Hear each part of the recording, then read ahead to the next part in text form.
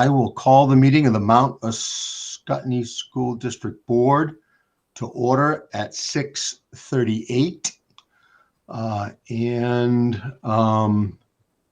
I will call for nominations. Go ahead, Amy. I nominate Elizabeth Burrows as chair of the Mount Scottney Supervisory Union. Is there a second to that nomination? Mount Scottney District. I'm District. sorry. I'm losing my mind. It's hard, but that's good. You got it. Is there a second to that nomination? Second. Second. All right, Nancy. I caught Nancy first. So Nancy Pedrick seconded that nomination. Are there any other nominations?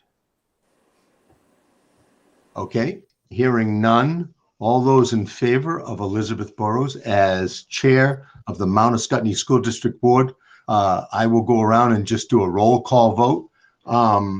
Amy McMullen? Aye. Davis McGraw? Aye. Bill Yates? Aye. Nancy Pedrick? Aye. Elizabeth Burrows?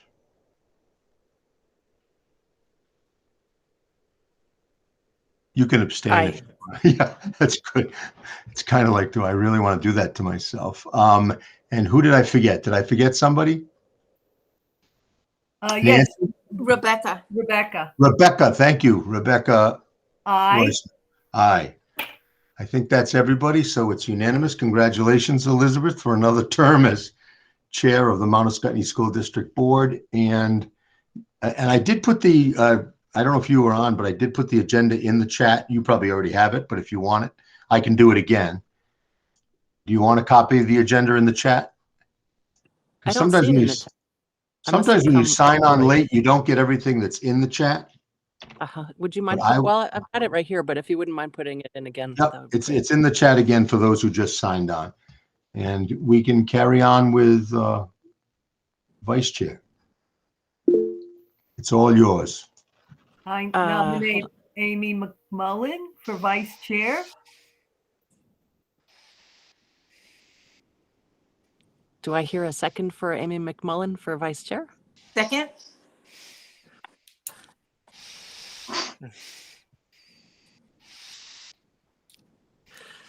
Okay. I will take a roll call vote, starting at the left. Rebecca. Aye. And Davis. Aye. Amy. Aye. Nancy. Aye. Bill. Aye. 1, 2, 3, and I'm an aye. Okay. Who seconded? I did. It was Nancy. Nancy. Okay. Nancy. Maybe we can appoint Nancy the seconder for the day, for the night. That's good. I might be the first or two. Okay. Next is nomination and election of clerk of the board. Now, we had Chris, and then Chris was replaced by Davis. But Davis, you were not acting as clerk of the board, were you? I don't believe so. No. So, Davis, are you familiar with what the clerk of the board does? Not completely. If we could do a rundown of that. Yep. The clerk of the board is a person who takes notes in the absence of the official note taker. And yes, Bill? You need your volume on, Bill. Oh, I turned it off. I nominate Davis McGraw, the clerk of the board.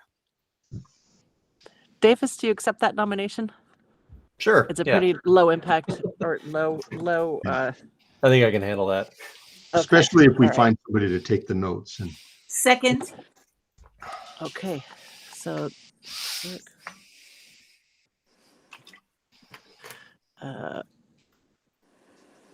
all right. Rebecca, how do you vote?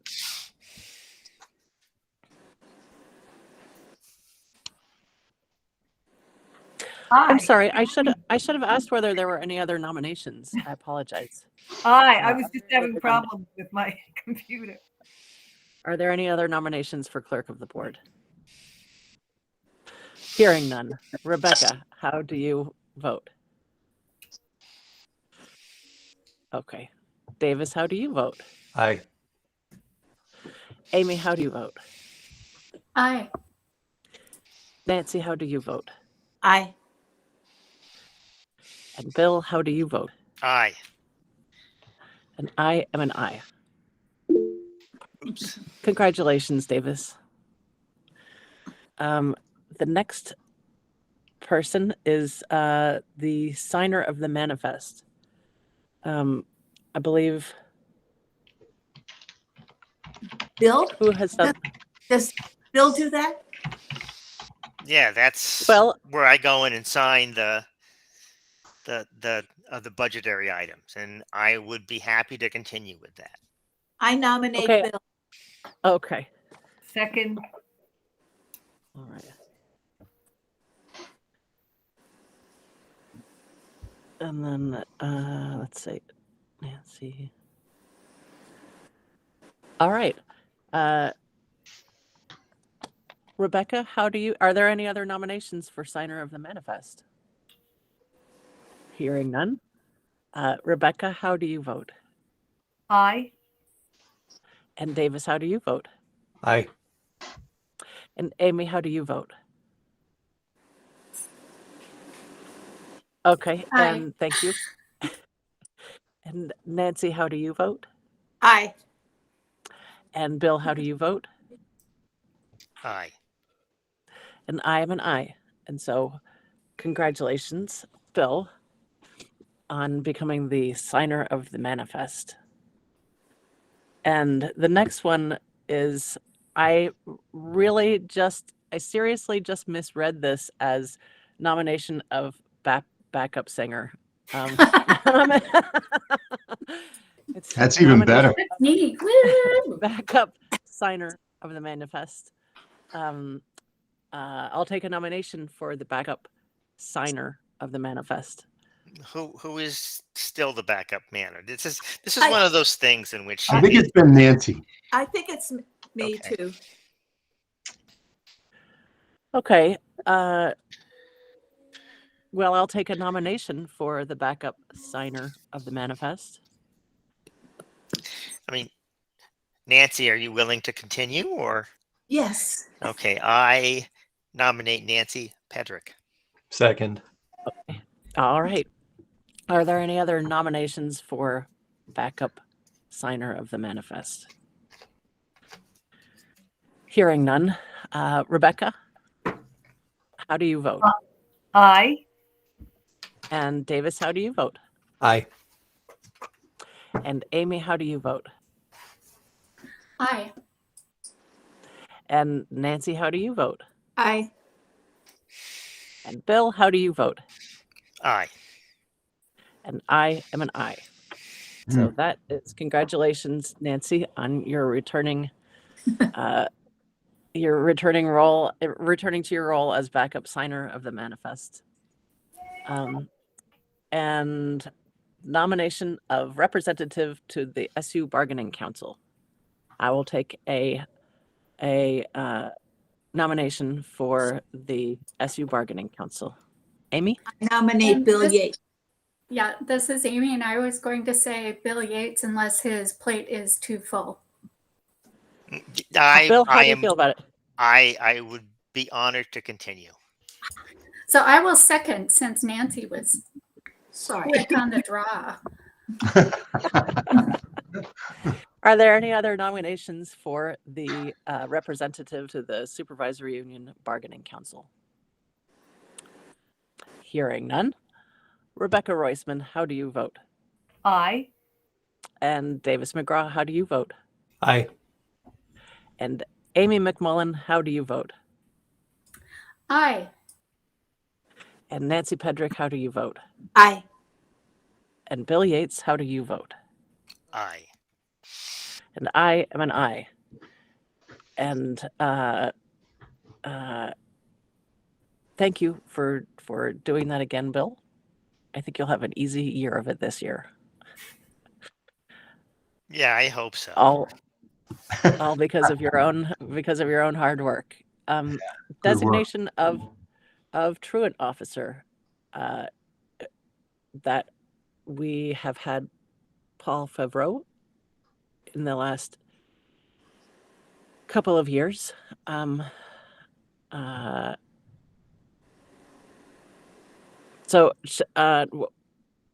Okay, I'm going to go around and take a vote for the designation of Paul Favreau as our truant officer. Rebecca, how do you vote? Aye. And Davis, how do you vote? Aye. I'm sorry, Davis, do you want to know more about what the truant officer does? Yeah, I'd be happy to hear some, but I Okay. also confident in Paul if he's been doing it. David, would you mind explaining what the truant officer does? Yeah, and it's, as you would assume, Davis, it's basically the person we use as the first point of contact if we have a family that exceeds we've got a system of 10-day, 15-day, and then once they get to a 20-day, then we would contact the truant officer. Oftentimes, Paul's involved sooner than that because he is our school resource officer, and he's really good with these students and their families. So he's been a good choice for that. Rebecca, I see your hand. So, David, I was wondering because I thought that one of the positions that the school wanted was a social worker that was going to go into the homes of children that are struggling or having some other issues. And so I'm wondering if that is a role that may be reviewed with the addition of hiring a full-time social worker that is going to be going into the homes and working with families that are struggling. Yeah, and right now, Nancy, we have Rebecca. one home. I'm sorry. Rebecca is the one who asked the What did I question. say, Nancy? Well, I saw Nancy's Yep. hand. Sorry, Rebecca. Yeah, yeah, that's a good point. And we have, we've got one home to school coordinator now who we do occasionally call on. We are in the process of trying to hire another one, but yes, that could easily. I mean, I think you'd still need that level of truancy. I mean, hopefully you could do all that intervention work ahead of time. But if you got to the truancy point, you might still need to use Paul he does it very professionally, explain the law and how it works. I see. Did we lose Elizabeth? Oh, there she is. I'm here. Yeah, I see Bill's hand. Bill? Yeah, I'd Do you like to have a just jump in on. comment? I understand what Rebecca's saying, and I think it would be important if we went that route for David to or the administrators to go over what the actual process is, because I think once everyone understood the process, like I understand the process at Hartford, once everyone understands the process, they would probably see that a social worker would intervene long before that truancy issue comes up. And you probably would want to keep those rules separate, so that the social worker wouldn't be put into a position of enforcement, because that would definitely possibly damage their credibility. That's the only concern I would have, but it is something that I would consider discussing if we had somebody.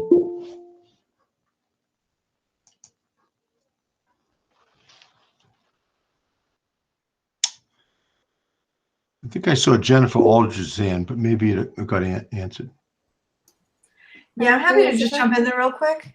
which is I think this social worker role should, as Bill said, jump in all kinds of situations, which often can help support a student being more accessible to school. And when you're talking about truancy, I see a little bit like a Venn diagram, right, where there's interlocking kind of and overlapping roles. And Paul, as our school resource officer, does a really nice job of sort of reaching back into that social work world, but he doesn't have the same background as a full social worker, nor is his role really to do all of that other interconnected work with the other agencies. So they should work together, but I do believe that Bill expressed it pretty well, which is they should also be some separate inclinations of when you get to a certain point, we need to hit a different level.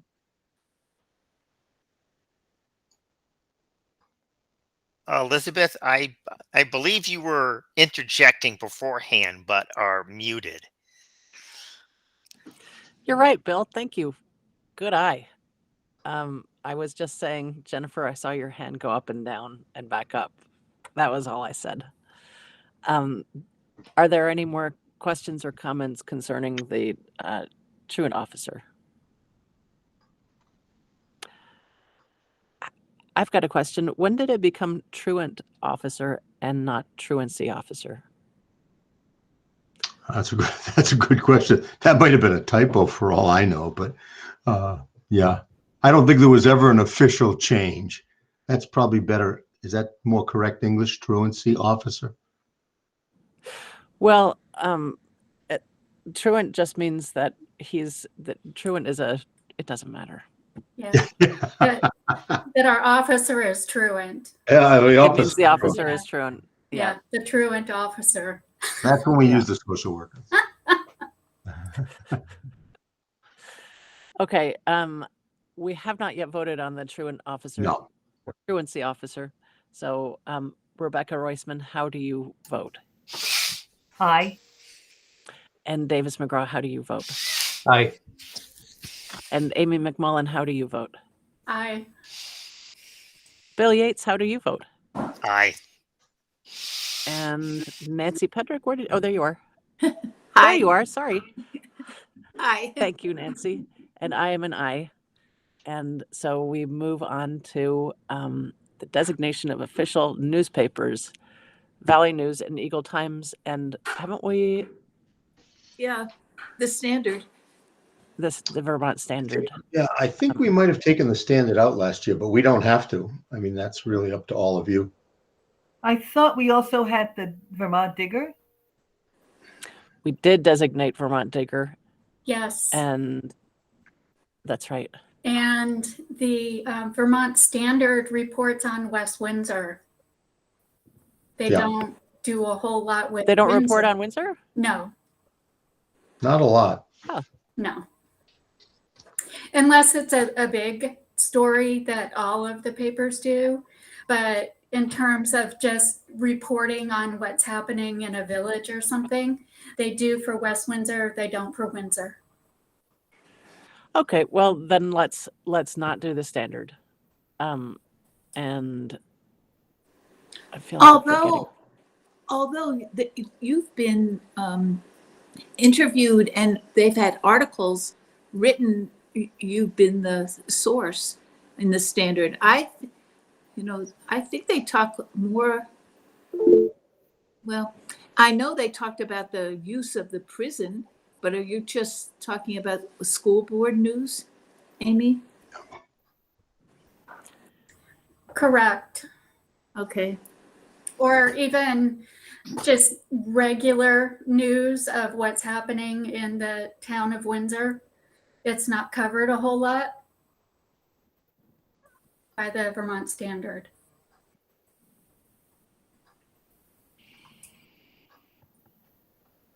Davis, I see your hand. Yeah. Is there a particular downside to having 4 official newspapers? I mean, does that create a whole lot more work for folks, or could we just do Valley News, Eagle Times, Vermont Standard, and VT Digger? Yeah, I don't think there's any downside to that. The biggest reason for designation is those are the official newspapers where we send the agenda to those newspapers so they know. It's sort of like another way to warn the meeting. Mm-hmm. you know, I haven't looked at how much print they give it, but that's, you know, that's how we notify and warn the meeting. But I mean, Lori can send it to 2, 3, 4. It doesn't matter. Yeah, I mean, I'd be down with just doing all 4. You know, Vermont Standards covering West Windsor, that is part of our district. So, Bill, do you have a question or comment? Well, yeah. Quick question: is the Vermont Standard a weekly? It's a weekly. It's a weekly. Yeah. Okay. I mean, that's why. That may be a possible. You know, for daily newspapers, it might be better to look at the daily newspapers in which people read, because then it's more of a quick warning, and that's. I think probably distribution is pretty equal between the Eagle Times and the Valley News, between Windsor and West Windsor. Eagle Times is a daily, correct? Yes. Yeah. I think that might have been the discussion we had last year, that with us warning agendas, sometimes we have to warn special meetings, emergency meetings, and Right. we can't always, you know, count on the Vermont Standard, because it might not be, they're not going to print. Right. But I think it's fine to include them if you want to. yeah, I mean, oh, sorry, Nancy. Sorry, the Vermont Standard only costs $35 a year, so it's not a huge No. cost thing. And I do think they cover us more than yeah. Yeah, I'd just say, given some of the feedback that we've gotten recently about accessibility and being aware of when meetings are happening, you know, the more places that we can get that, the better. Yeah, I'll support that idea, Davis. I like that. Okay, so I'm going to ask for a vote on the using the Valley News, the Eagle Times, the Vermont Standard, and VT Digger as our official newspapers. Okay. Rebecca, how do you vote? Aye. And Davis, how do you vote? Aye. Amy, how do you vote? And that's a thumbs up. And Nancy, how do you vote? Aye. And Bill, how do you vote? Aye. And I am an aye. Okay, so then we have the designation of a representative to the Hartford Area Career and Technical Center. I will take nomination. Oh, David, did you want to volunteer for that? No, I just wanted to just make sure that we understand that we really haven't had a faithful member to that group since Chris Garnjos left. I mean, some people, I think we did have a rep who did come, but it's once a month. It's usually it was virtual for a while. It's in person at the Hartford Area Technical Center. Matter of fact, there's a meeting tomorrow morning, but if anybody gets nominated, don't feel pressured. I'm going to be a little bit late, but I will go to that meeting. But there is supposed to be one board member from each sending district and the superintendent. So sending district is that why the other districts in this SU don't have it, because they don't have a high school? Correct. Okay. Correct. What, David, when are the meetings usually? They have traditionally been the second Tuesday of the month. And the downside for people who have full-time jobs is they meet at 10 a.m. in the morning. But again, when it was virtual, that was doable. Tomorrow is in person, whether they're going to keep up in person or not. But that's when they meet. I mean, I don't know how. If someone else wants to do it, that's fine. But I don't know how I would be impacted if I was on the committee, seeing I'm there anyway. But I don't know. Yeah, as long as your boss was okay with you coming up the stairs and joining us, I think that would be great. I mean, Well, no one messes with me. I create all the courses and everything. So. Oh, there you go. But it is an important position because, Yeah. you know, that's the board. that's the board that votes on new programs and practice policies and protocols. It acts like an advisory board / school board for the technical center. So it's, and you are a voting member. Rebecca, I see your hand. Yes, I think this is an extremely important position, and just given the fact that our governor is looking at increasing opportunities for those in career and technical education, I think it's an opportunity for all high schools, but for us to really renegotiate how many of our students can access these programs.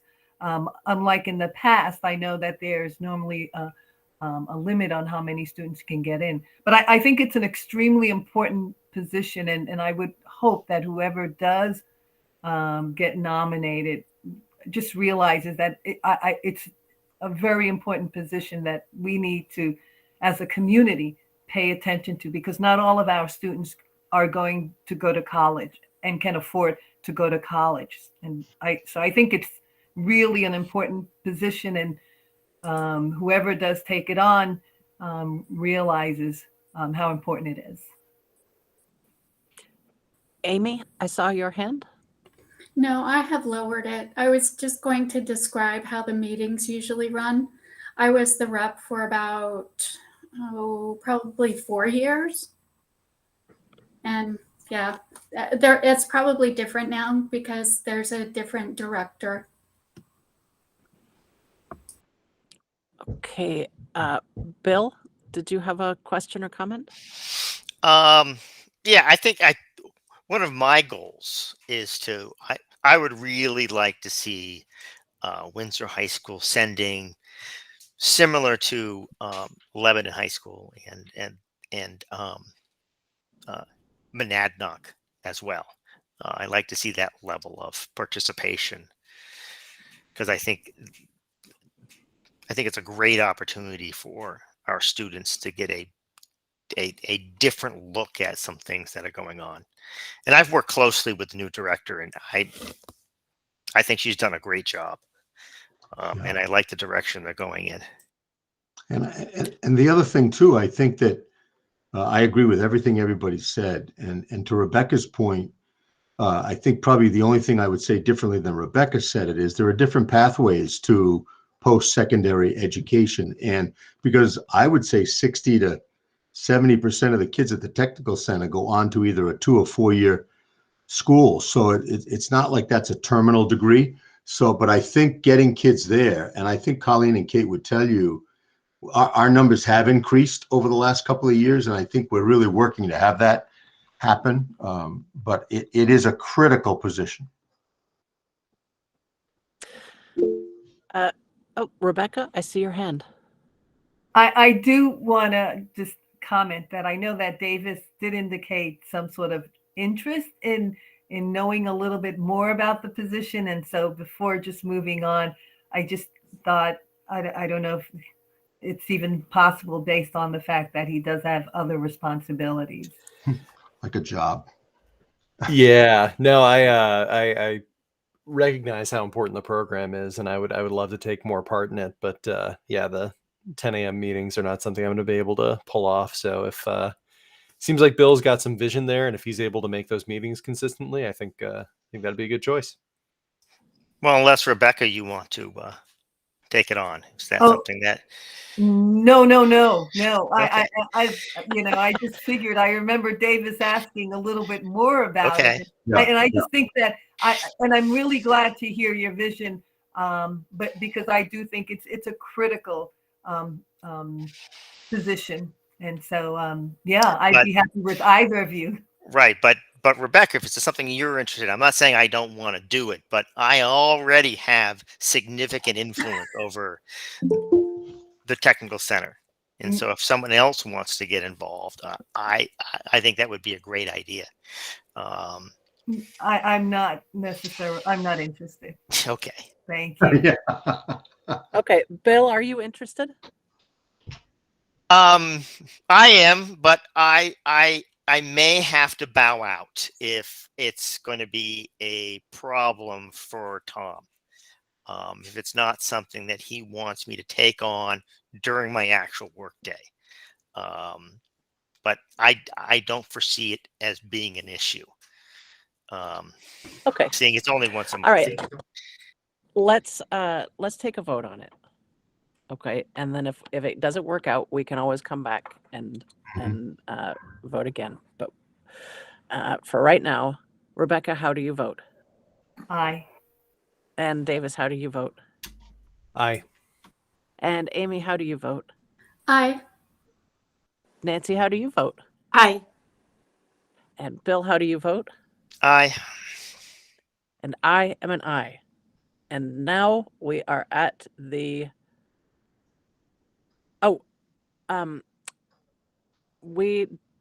David, I think something that's been left off of here is the designation of a representative to WIC. Yeah, did that used to be a part of this? I don't remember, but Yes. It's always been a part, and Amy's always been the person. good. That's why she's got that bright, smiling Let's face. do it. So, I'd like to nominate Amy as a representative to what does WIC stand for, Amy? Windsor Windsor Improvement Improvement Council. Corporation. Thank you. Corporation, yes. Second. Rebecca. Oh, thank you, Nancy. Thank you very much. Rebecca, how do you vote on Amy representing our board at the Windsor Improvement Corporation? Aye. And Davis? Aye. And Davis, do you know what Windsor Improvement Corporation is? Yeah, I'm familiar with WIC. Thanks. Okay. Amy, how do you vote? Aye. And Nancy, how do you vote? Aye.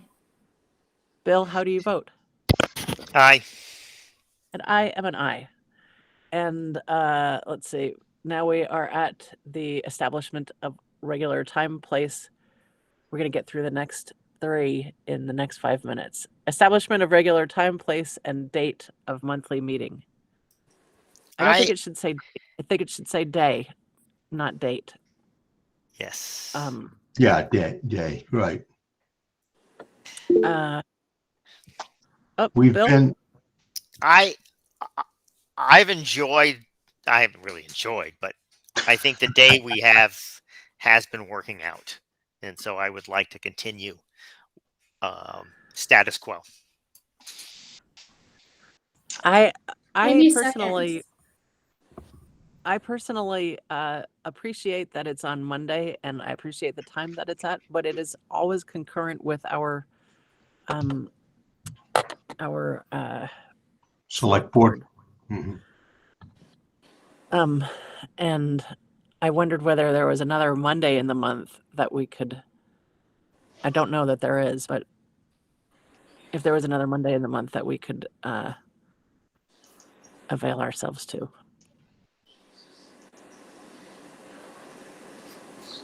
I think they're all taken by the SU and the other boards. Well, the SU and the other boards do, I think, The other boards are also on Mondays. all There. except Weathersfield. I think Weathersfield has been going Tuesdays. Is And I that the don't- second Tuesday? So we could go to the second Monday? You could go to the second Monday, I think, and the fact that you're voting first, you kind of get to pick, and then I'm sure the other. But I think that one would be open. I think that's a good idea to switch. I really would like to be able to Have another as- meeting to go to. have another meeting to go to, but Yeah. be able to go to our select board meetings from time Yeah. to time. Well, so moved. Or have your select board members possibly attend this meeting? Yeah, good idea. Or right, or vice versa. That's right. So Yeah, I think. Yeah, and I don't think if Heartland has to go back to the first meeting, I don't think they'll mind. So we'll work it out as we get through this week. okay. All right, Rebecca, how do you vote? Aye. And Davis, how do you vote? Aye. And Amy, how do you vote? Aye. Nancy, how do you vote? Aye. And Bill, how do you vote? Aye. And I am an aye. And that makes us the second Monday of the month, excluding this month. Excluding this month, right? For this month is very rather cattywampus. So Yeah. And then we And don't have back-to-back meetings on Mondays. The 4th and then the 1st gives us a little break. some lead time. Yeah, no, that's good. And Bill, I assume you're getting all this down so that he's taking good notes. I'm not taking notes. Oh, who's no, taking Amy's notes? the one who's also Amy taking Oh, is. Amy's taking notes. Sorry, Bill. Well, I noticed your face got a little surprised. nomination of a district treasurer. I think I'm it. I think Nancy was it because she was the backup signer. And I think she's the treasurer in case anything needs to be. The Yeah, high and school, right now, the high school has asked for checks from the bank, and they wrote to me, and I'm working on getting it for them. So I think I am it, or I might be for the SU. No, I think you're Mount Scottney. Okay, good. Yeah. Yep, I think Scott was for the SU, right? Scott was SU. Yeah. Perfect. But So, all the Nancy, bank. do you want to continue in that role? Yes. Are you willing to continue in that role? Yes, because we had to they needed signers, and so we signed all these things. So it becomes difficult if you change it, so it's fine. Thank you, Nancy. I second. Okay. And Rebecca, how do you vote? Aye. And Davis, how do you vote? Aye. Amy, how do you vote? Aye. And Nancy, how do you vote? Aye. Bill, how do you vote? aye. And I am an aye. And now, at last, we come to the question of the nomination of a district clerk. And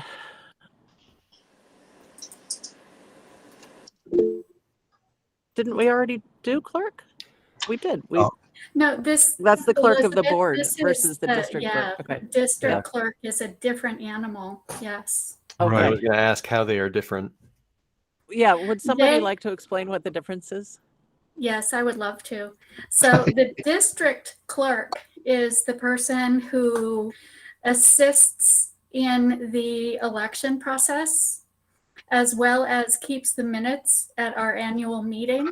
Oh, is that the person we were supposed to write in on the last one? Yes. Oh. Yeah, would have been good, but.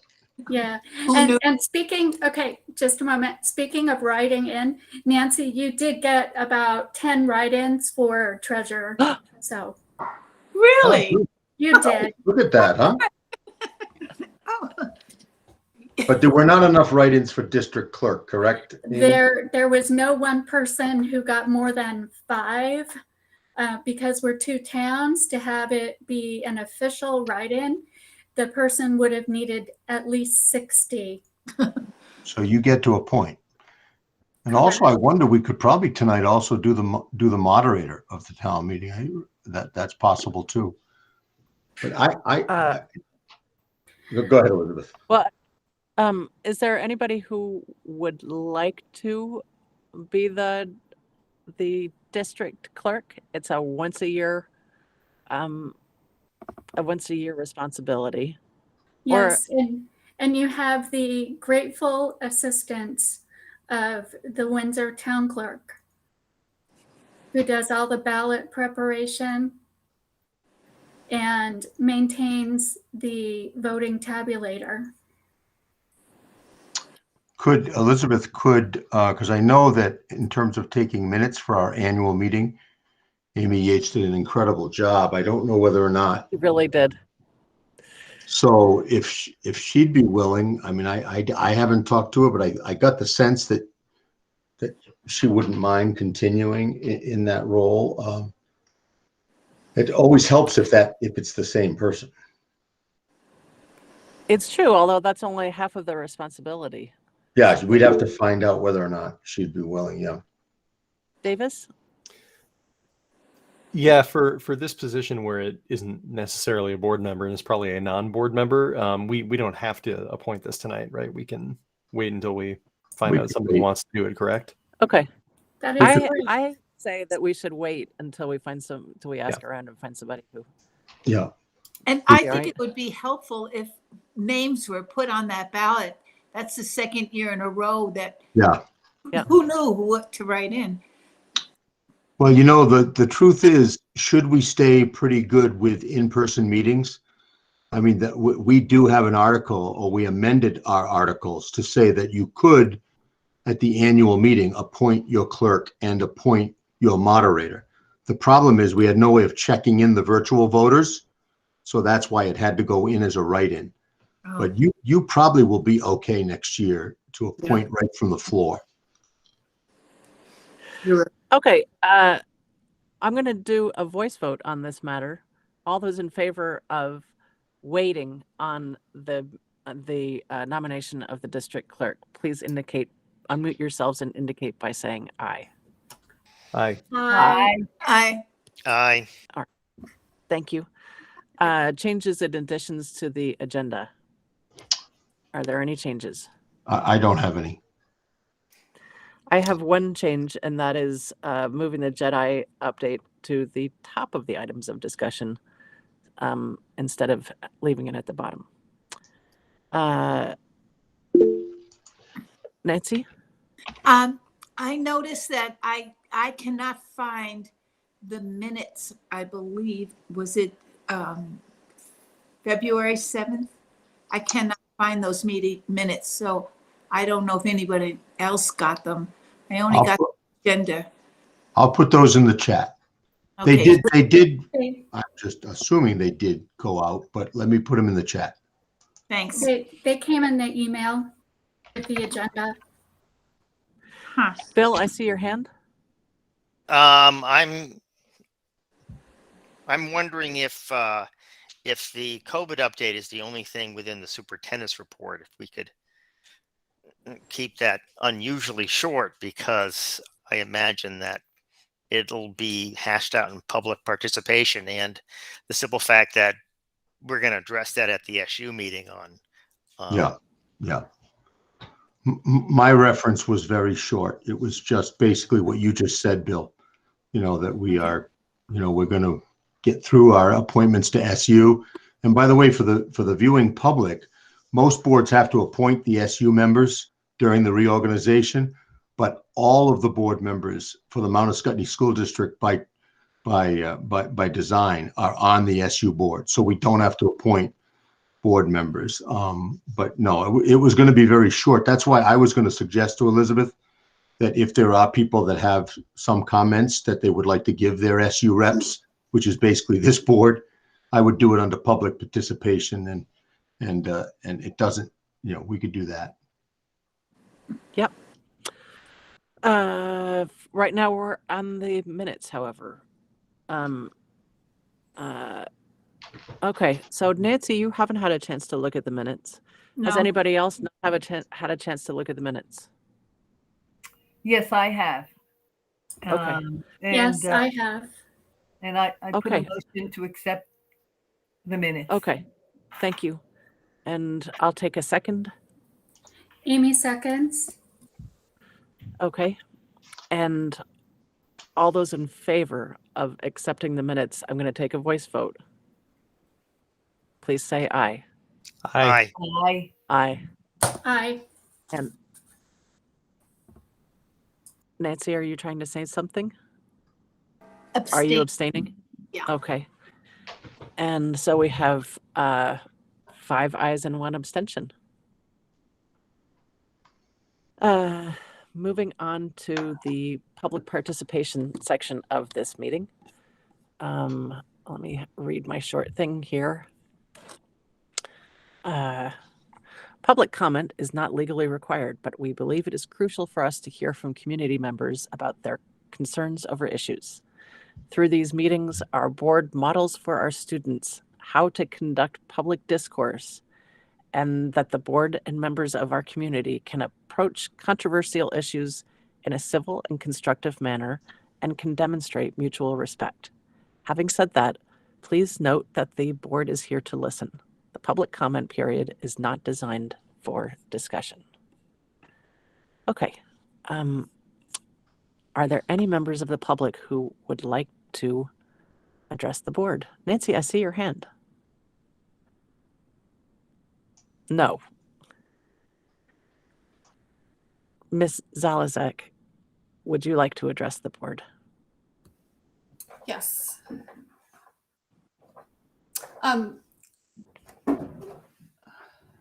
What I've prepared takes 1 minute and 57 seconds. Is that enough? Is that too long? Absolutely. Nope, that's absolutely fine. Okay. I don't feel safe teaching unmasked children starting mid-March. I have a health condition that puts me at greater risk for hospitalization and death if I were to contract COVID. Please don't put me in this dangerous situation. I was an outdoor educator in several different states for 10 years. One of the hazards that I had to prepare for every single year was lightning. The protocol for lightning in each outdoor classroom was consistent across every setting. Stay inside 30 minutes after the last lightning strike or thunder rumble. Then go outside and resume your outdoor learning and fun. We didn't stop following the safety protocol until the threat seemed to be in the distance. I feel like you were about to send me outside with lightning looming and I can still hear thunder rumbling. Why aren't we waiting to transition away from mask requirements until at least 30 days have gone by since the last positive case? It's clear to me that masks are actually more effective at preventing the spread of COVID than vaccinations at that point, based on what I've seen. We've had more COVID cases in my school and classroom in the last few months than in the last 2 years. We've had multiple cases in my classroom and school over the last few weeks. We were just notified of a new case of COVID 5 days ago.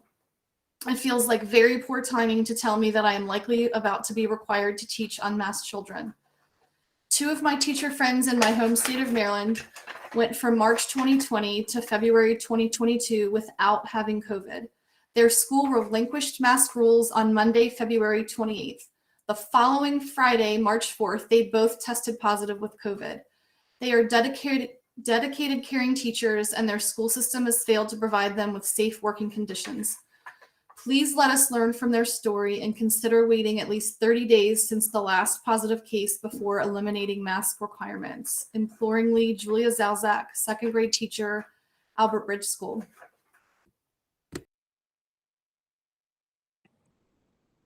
Thank you very much, Julia. Thank you for being here with us this evening. Thanks for hearing me. Of course, it is, and I really appreciate you telling us what's on your mind, and I hope you come to that SU board meeting next Monday. Thank you.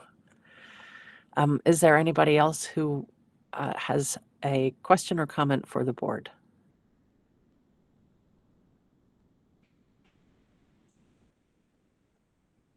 Okay. Let's see. Elizabeth, the other, and maybe you were going to do this, but we also, during public participation, we tend to do celebratory announcements. Oh, yes, that's right. Yeah, and I think that probably our building We have a principal, big, we have yeah. a big announcement. Yeah. So We got a big I will leave that to the principals, but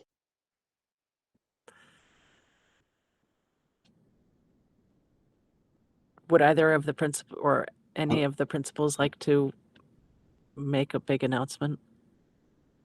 unless they don't know what I'm talking about. Well, I was going to announce that our girls basketball team came home as the D3 state champs with a comeback victory. Woohoo! That's the announcement you were looking for. That was the one. That was exactly it. I also wanted to announce that our bowling team came in second in the state championship, which was also Saturday. Nice. And our boys team finished up their winter season with a hard fought loss. And also it's the retirement of Harry and Bird after 39 years of coaching varsity, which they've had a huge impact on our community. So I wanted to acknowledge that. Well, thank you very much for those. Thank you. Congratulations to all of the players. Amy, I see your hand, and then Rebecca. Yes, my hand was up. I want to thank all of our community, that everyone who turned out to vote last Tuesday.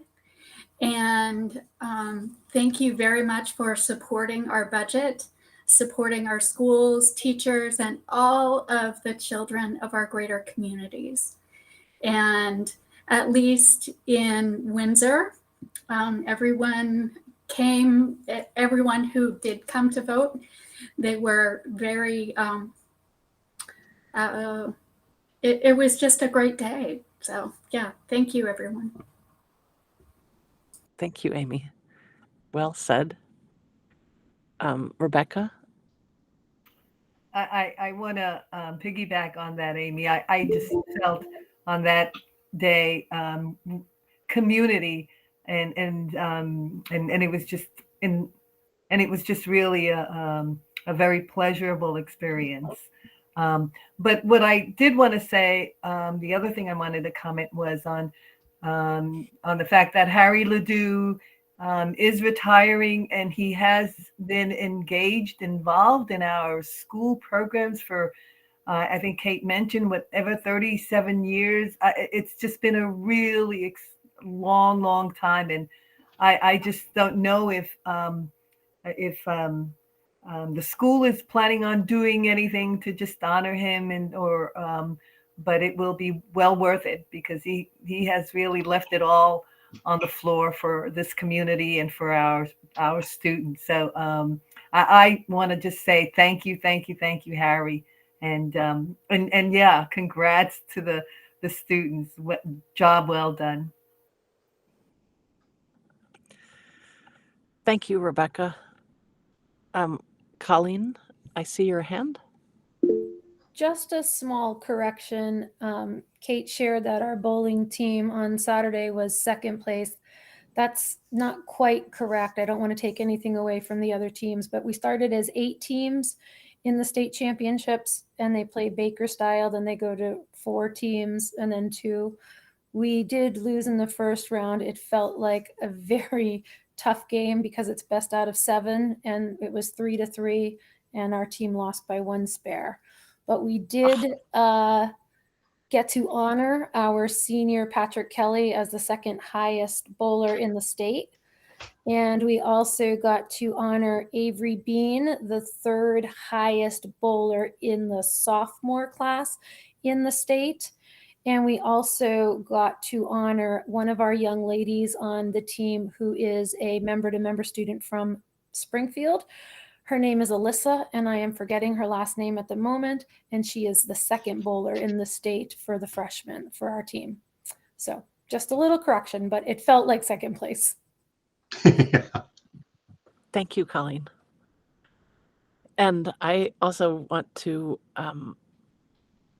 thank our community, as Amy did, echoing Amy's thoughts, and also congratulate both Bill Yates and Davis McGraw on their election. Thank you for agreeing to continue. Thank you for rounding out our board. Okay. Okay. The next thing on the agenda is the principal's report. I will present it, and Jennifer and Kate and I can talk through it. I noticed that items for discussion, there is track my progress and exact path. We have included some of that in this report, so you may That is what I was going to ask you. Remove it from later. Okay. All right. Thank you. Wait.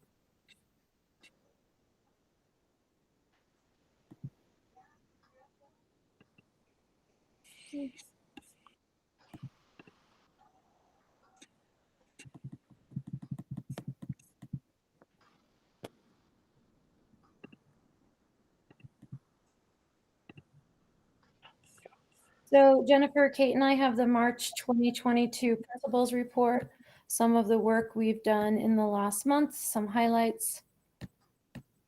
And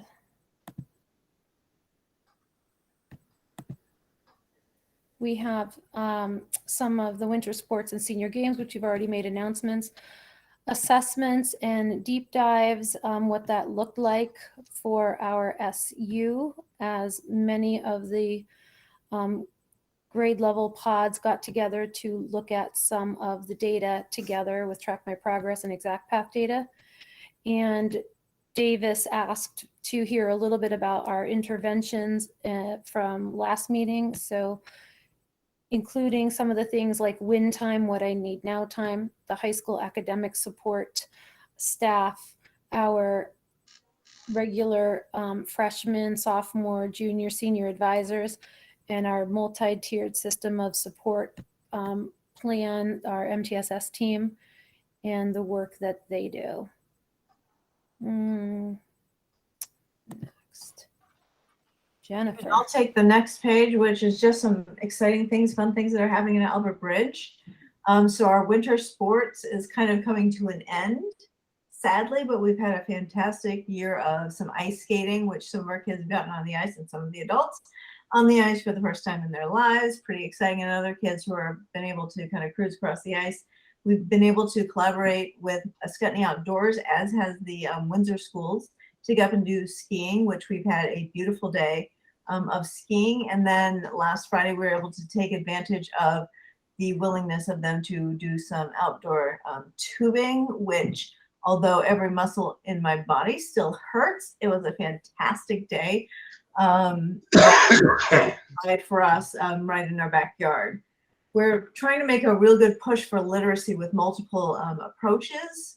One is a really exciting approach to our reading buddies. So while we are just starting to come out of COVID sort of restrictions, even prior to that, we've been able to do, as you'll see in the bottom corner, 2 kids who are trying to read essentially books to an older peer or a younger peer. So that we're still trying to create some connections within the school. While it's a little technology limited, I think the connections are still there. One of the comments I heard from one of the 5th graders was, I didn't realize how much I enjoyed reading out loud, which to me is like one of those moments when a kid who doesn't like to read, and he's a kid that doesn't enjoy reading as he thinks, got to read in a safe place, in a safe environment, at a level that really made him feel like he was giving something back. And that moment was just like, that's why we do the work.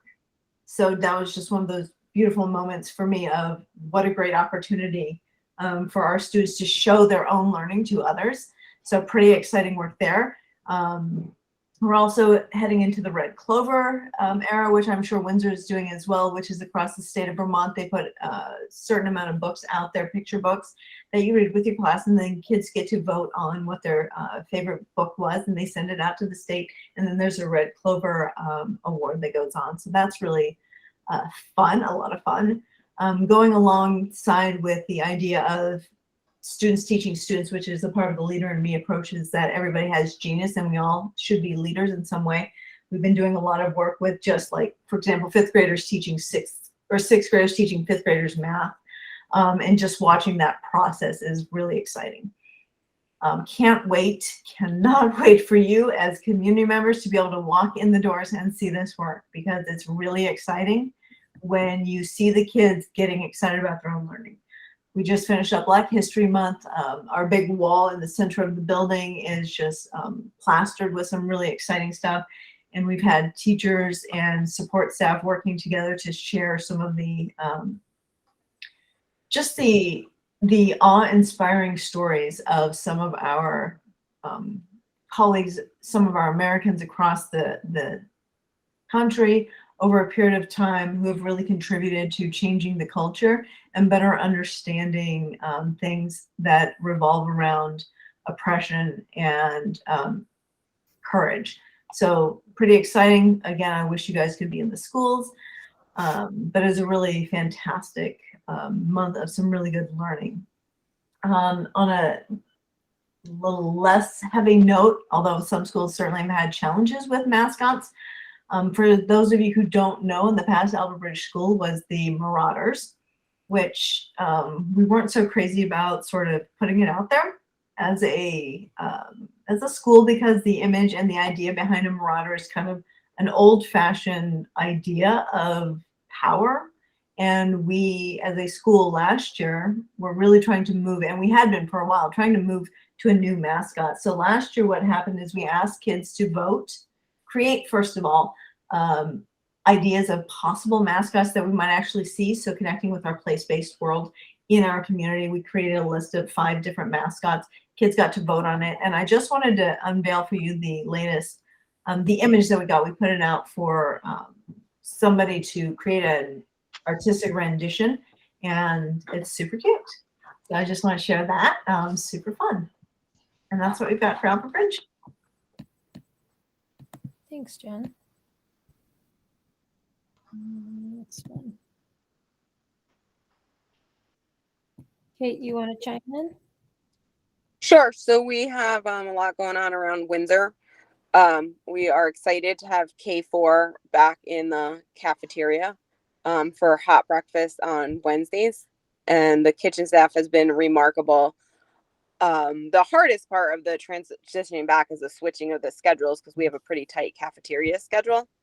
So we're able to get them in on Wednesdays, and the cafeteria staff has been amazing about making sure that we can get all of K4 through that lunch line and sitting together and eating together. And Colleen and I joined, and the teachers joined, and it's just so much fun to see. We celebrated our 100 day, which in a stars aligning was on 2/2/22 on a Tuesday, so it was a fun day all around.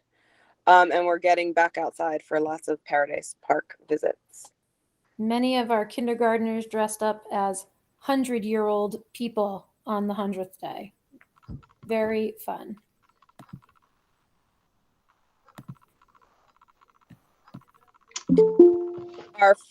Do we have a question? I can't see. No, you're fine. Okay. Our 5E is back to mixing pods for music in particular and for other learning. Our teachers are still working hard to get guest speakers in, and they do that remotely as of right now. And they are back to the lunchroom full time. 7 and 8 are going together, and 5, 6 are going together. And today I saw 8th graders mingling with 7th graders, and that was nice to see again. And our high school, we talked a little bit about our winter sports. It's exciting now because we're getting our college acceptances, and kids are making announcements and committing. Also, our master schedule is just about done for next year, and that'll tie into when we talk about intervention later, because our team, which is led by Andy Tufts and Greg Pickering, are working really hard to make sure we'll be able to do that natural build-in of double dosing and intervention. And then on another note, I'd be interested, Bill, to hear what the numbers are percentage-wise for the Lebanons and the schools that you were talking about that you want us to look like for the Hartford Center, because we had 28 juniors accepted for next year, and that is more than a third of our current sophomore class. So we're really excited about that. Rebecca?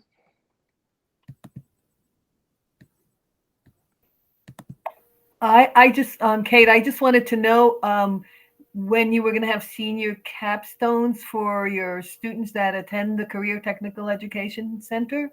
I did ask that question this weekend, Rebecca, for our senior capstone advisor, Mr. Malloy, and our school counselors to, as soon as they get those schedules from the Hartford Tech, or when we coordinate with them for the students to do they usually do their presentations at Windsor, but usually one of their teachers from Hartford Tech sits in. So I think we've done these in the past in maybe late April, May, because they tend to do their presentations at the end of the year versus the students who don't go to Hartford. They have their seminar first semester. The Hartford students do their presentation for their whole year program. So as soon as I have some of those dates, I will share them with the board.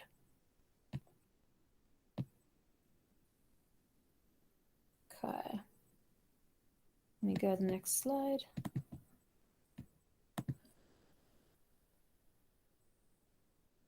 So this is the slide that Davis asked us to share a little bit about what intervention looks like.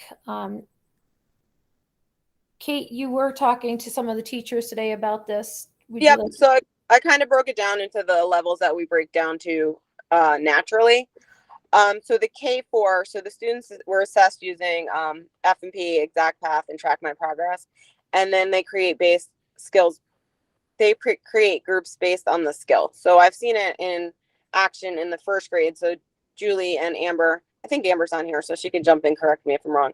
They have reading at the same time, and they utilize both teachers and all the paras. So the kids don't necessarily stay in their homeroom. They get the reading instruction at the level that is best for them. So they move between the two classrooms, and then they're in small groups, and they work on the necessary skills. So it could be, you know, at this point, it could be short vowel words, or identifying ending sounds, or identifying beginning sounds. It was noted in there that the science of reading is what we're using to guide our small instruction. That's a very hot topic right now. And I'm proud that we're kind of being proactive about that, and having a book club throughout the district led by Patty Gray. That's kind of focusing on that right now, and the controversy or the discussion around it. So we're right on top of that. Shout out to Amber, because I've seen my own son, based on this model, jump an entire year so far in our half a year progress. So that's been awesome to see as a parent, although he's now reading my text messages, which is the downfall of a reader, right? 5 through 8 is led by Bridget Ferriel, and that's our Win What I Need Now. Those groups are also based on Exact Path and Track My Progress. They look a little bit different, because we have the kind of the expert teachers doing the double dosing of math and reading, and then our science social studies teachers are providing the word escapes me right now, are providing enrichment and opportunities for those students that might not need that particular skill a double dose of. But again, those groups are fluid and reevaluated based on student needs. And then our high school, we have up and running the hub this year. It's staffed with 3 certified teachers: Kim Gogan, who does our flexible pathways, Bridget Ferriel, who's our MTSS coordinator and intervention, and Keegan Eaker, who is kind of like our in-house expert at distance learning and online classes. So students are able to use this hub in 2 different ways. One, they can have support built right into their schedule. So they would go there, say 4th period every day, and they would get what they need, and that would be for the semester, the entire time. Or they can do it on a drop-in basis. Say, like, I'm having problems with this algebra class. Here's my schedule. I can drop in at this time and get the help I need to get caught up right away. We're looking at expanding that program through our master schedule to have teachers. So for instance, I just said that 28 kids are going to Hartford next year. So that might free us up an English teacher who was anticipating teaching 3 sections next year. They only have to teach 2. They would then be assigned to the hub during that period to have another hands on deck, and to have kind of that in-house intervention with the experts that we have right on hand. We are excited that we do have some interviews already set up for some additional interventionists for next year. I just want to add, we're very thankful for our master scheduling team and our MTSS team, who have brainstormed all these ideas for double dosing and academic support for our high school and middle school students. And we're just going to keep growing from that. We have an example for you on the next slide. And I think Brittany's on the line, if she wants to jump in and talk a little bit about what the data dive looked like, but I'm trying to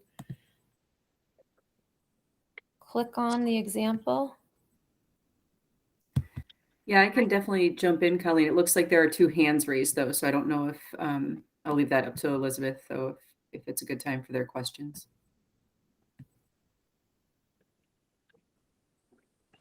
Yeah, before we go there, let's Davis, what's your question? or comment. Yeah, thanks, Elizabeth. And thanks, Kate and Colleen, for giving a rundown of the interventions. I really appreciate how much time and energy has been given to making sure that students can really have a more individualized education experience at Windsor School. I mean, it's just incredibly important for students to be able to have access to that and to have some self-directed time as well, as they move into post-secondary secondary education settings and kind of out into the real world. So I appreciate that's happening in the building. So yeah, thanks for providing some more detail. I'm looking forward to seeing the data sets. Mm-hmm. Rebecca? So I have a question. I saw that there are several different types of interventions available to students.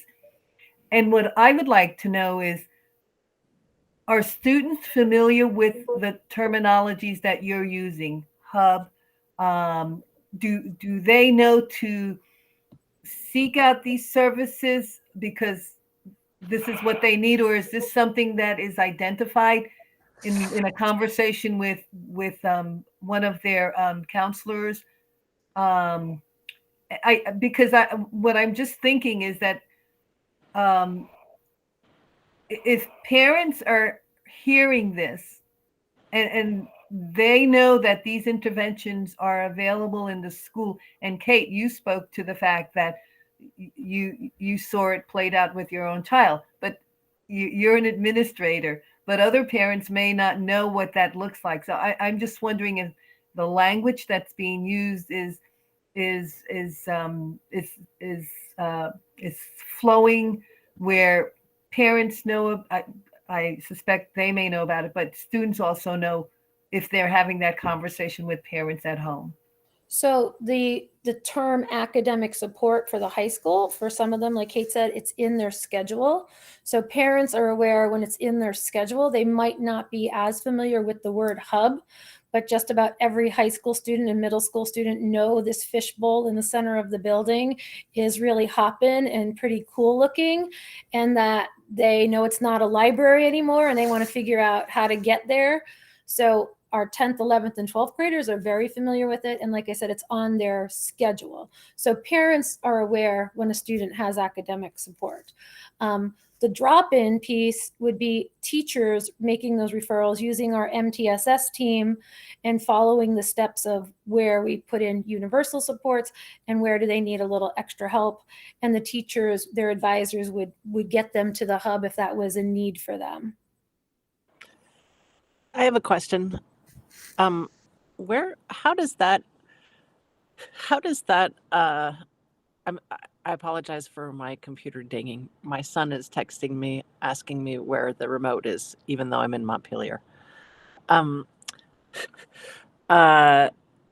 does the MTSS support system interact with the personalized learning plans? With Brittany here on the line, who was going to jump in, I'm happy to let her just give us a little chat. Sure, I can try to do that. So being new to my position, I am still getting familiar with the personalized learning plans. And one of the complications with that, it was kind of put on hold, I guess, a little bit during this COVID time because, because we all know what happened during COVID. It was, really hard. So one thing that is being discussed now is how are we going to take the personalized learning plans that either were created or that we're going to continue to build on and put them into just the organizational structure that we have for MTSS currently. We use student success plans, for example, for students who are identified through our MTSS processes as needing support. So personalized learning plans would become part of that organizational system. My understanding is that it's really kind of more owned by the school counselors. We've talked a little bit about getting that up and running a little bit more and working with counselors on starting some of that work on our half days coming up. So that they can really get the hang of it again, look at the template that was developed. I don't remember, David might be able to chime in here if it was last year or the year before. We developed a consistent template for the entire SU to use. So that would be 7th through 12th grade. Angie? Yes, there was a template developed, I don't know, 3 years ago. Yeah, so I don't know if that answered your question completely, Elizabeth. I tried. Thank you. Well, so are we going back to the personalized learning plans? Are they going to be the living documents that they are supposed to be? Are the students going to be involved in them? Will it roll into MTSS or live as a separate document? Will Yeah. So I think all of those are the plan. I think it will be a separate document, but housed within our MTSS organizational system online, which is really a whole bunch of wonderfully designed folders in Google, really is what it boils down to. And each class has their own folder that will then follow the students year to year. So any document, a PLP or the student success plans or anything like that, is a living document that will follow the students over time, so that we can always go back and see, like with student success plans, always go back and see, oh, they had a student success plan in first grade. They didn't have one in second grade because they didn't need it, but now we have some concerns. So those kinds of things, and having a document such as the PLP to really support students in developing their own goals and working on those over time is really the ultimate goal. I also think Leader in Me is going to play an intricate role in that. And this coming school year, our training at the beginning of the year is all about goal setting for students and for staff and for the school as a whole. So I think PLPs fit perfectly within that system. So I'm excited to see how we can work together with teachers to combine all of that. Okay, thank you. Thank you. Rebecca, did you have a question? No, I think Brittany answered it, because I just feel that the PLP is so important, not only for the teachers and the students, but again, for the parents. I think that it helps the parents work and follow their child over the years, and familiarizing themselves with their child's strengths, their weaknesses, and being able to advocate for what is it that they see is important, what need to be met. So I'm glad, Brittany, that the PLP is alive and growing, and eventually will, just resurrect again, in the bigger plan. Absolutely. Do you want to take hands, Elizabeth, or do you want Brittany to just talk a little bit about like what we did in the data dives? And this is an example of 5-6. Angie and Bill, do you have questions that pertain to anything before Brittany goes into the data dive, or can you hold it until later? What does it pertain to? Where did you go? PLPs. Okay. Me too. This may be more for Larry, but isn't there a place other than Google Drive that PLPs can be stored? I always get concerned about the security of Google Drives, because copying and pasting is just copying and making copies are just such an easy thing to do. Yeah, we were using a unified classroom, and then if you remember last year, we kind of changed our LMS on a dime. Yeah. Right. So I think long term, that's something we're looking at is a storage location other than Google Drive. But again, that's going to be like a team decision. But yeah. I think I hear your concerns, and but that's where we are. Yeah. We switched LMSs twice, so yeah, it's kind of PLPs went with it. So we wanted to use the same template that Angie referenced that was 3 years old, and I think it would be a good idea for the admin team to get together and find another place, or keep using Google Drive until we find a home to Yeah. store them. Thanks. Thank you, Larry. Real quickly, just about the copying, I do believe, at least I played around with this a little bit as a result of the data dashboards that we posted online. Mike and I did a lot of work to try to figure out how can we make it so that it's not printable, people can't copy it. And so there are ways to lock things down, but in doing that, you restrict access sometimes to teachers who need to have access to be able to modify the document. So it's this, I mean, you know about all that, Bill. So, I mean, it's just a tough give and take to try to figure all that out. So Google's made a lot of strides in that in the last about year, where they don't even let you print them. You can't even print it. Yeah.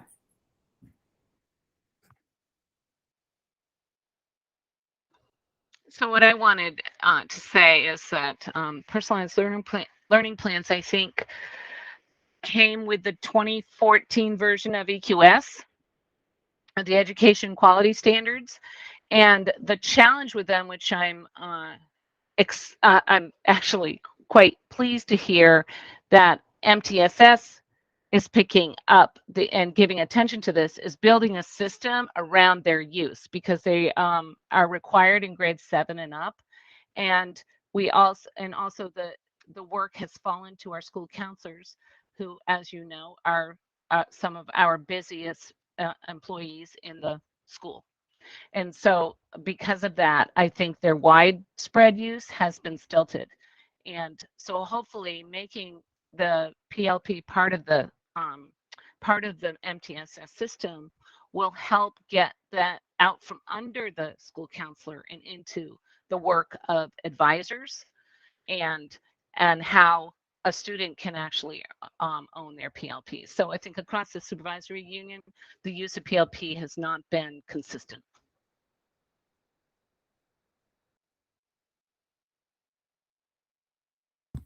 Great. So are we ready to move on to the data dive stuff? Would you like me to go over that, Elizabeth? Sure. Okay.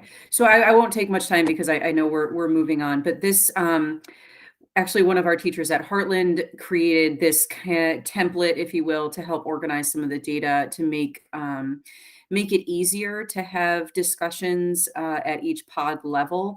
So this was based on the exact path data.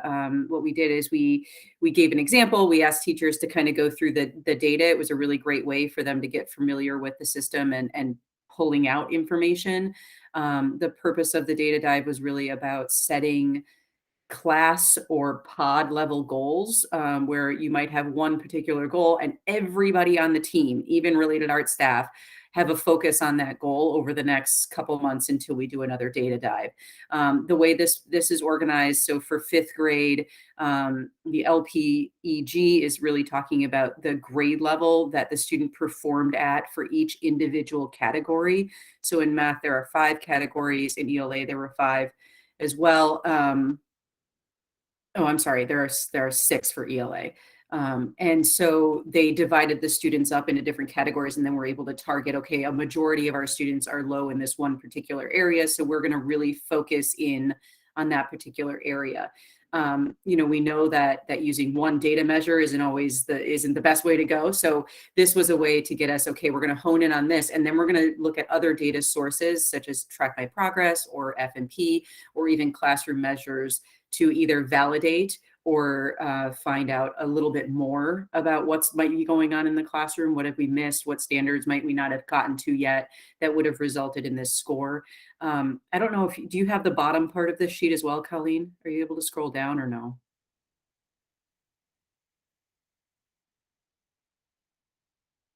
The bottom part of this, there we go, is where we very quickly, here are some guiding questions as you're looking at this data. What are you noticing? What is your area of focus going to be? What's your goal going to be? And then how are you actually going to get there? The idea being that this is something that teachers are referencing over time. Hopefully, as we get better at this and we get more confident in looking at our data, we'll be able to share that information with students and with parents and everybody so that they are all working on the same kind of thing over the course of however many months we have between data dives. This was just the first time we kind of did this at Windsor. The MTSS committee, the coordinators are going to be getting it together. I can't remember if it's next week or the week after. And we're going to be going over what went well at for each school. What are some things we can improve on? Hopefully make some adjustments to this document so that we can get more active discussions happening. But yeah, I think overall they went well. At the younger grades, K2, this was significantly harder because ExactPath was a lot harder to use at the younger grades. The whole idea of, are you testing computer skills or are we testing for the academics themselves? So they modified how they looked at the data a little bit, and they used a lot more of F&P and Track My Progress in order to support some of what they were, some of the goals that they were setting. So I'm happy to take any questions if people have them. And we'd like to also thank Brittany and Angie and Bridget and Patty Gray, who came in and assisted some of our data dive groups because we had so many.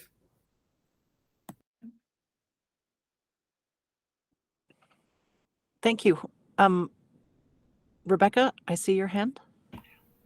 Brittany, is it possible that I'm having a hard time reading some of this, but this looks real informative. Is it possible that you can take some of this data now and identify where some of the weaknesses lie and come back?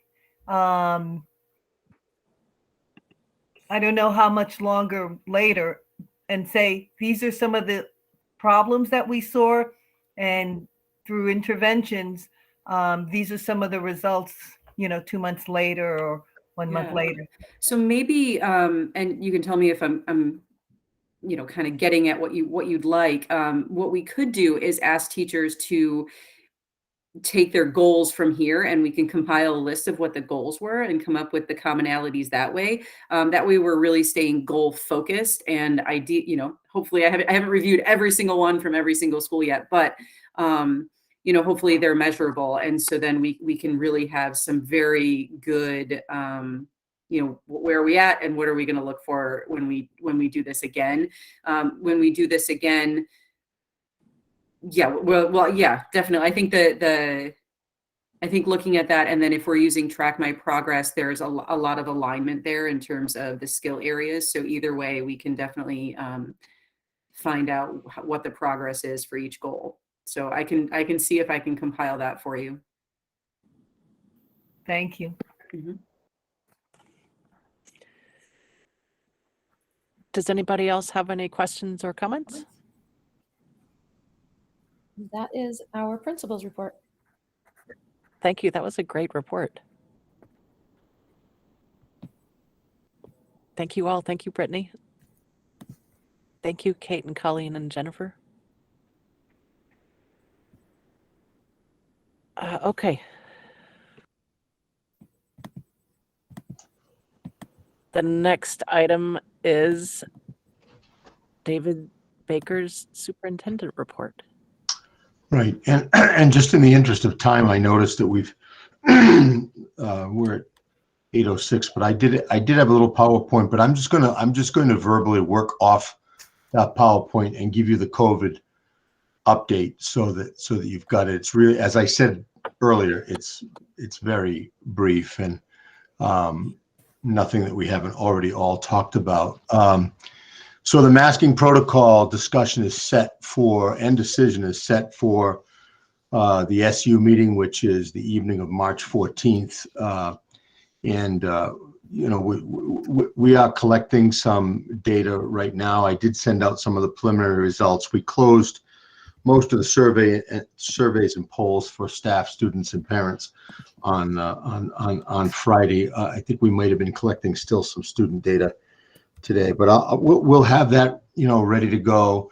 We have I think I shared with at least with the boards the current vaccination data and also the case counts. Last week they continued for the last 2 weeks to be low, much like our region and state are low. I think yesterday or over the I think we're running somewhere between 150 and 250 case counts when we had case counts in the 3,000s, 4,000s back after the holidays. So case counts are low. Last week, just for example, we had no staff cases, and we had one student case at Albert Bridge, one student case at Heartland, one student case at Weathersfield, and 2 student cases at Windsor. And that was in a 5-day period, so there were 5 students.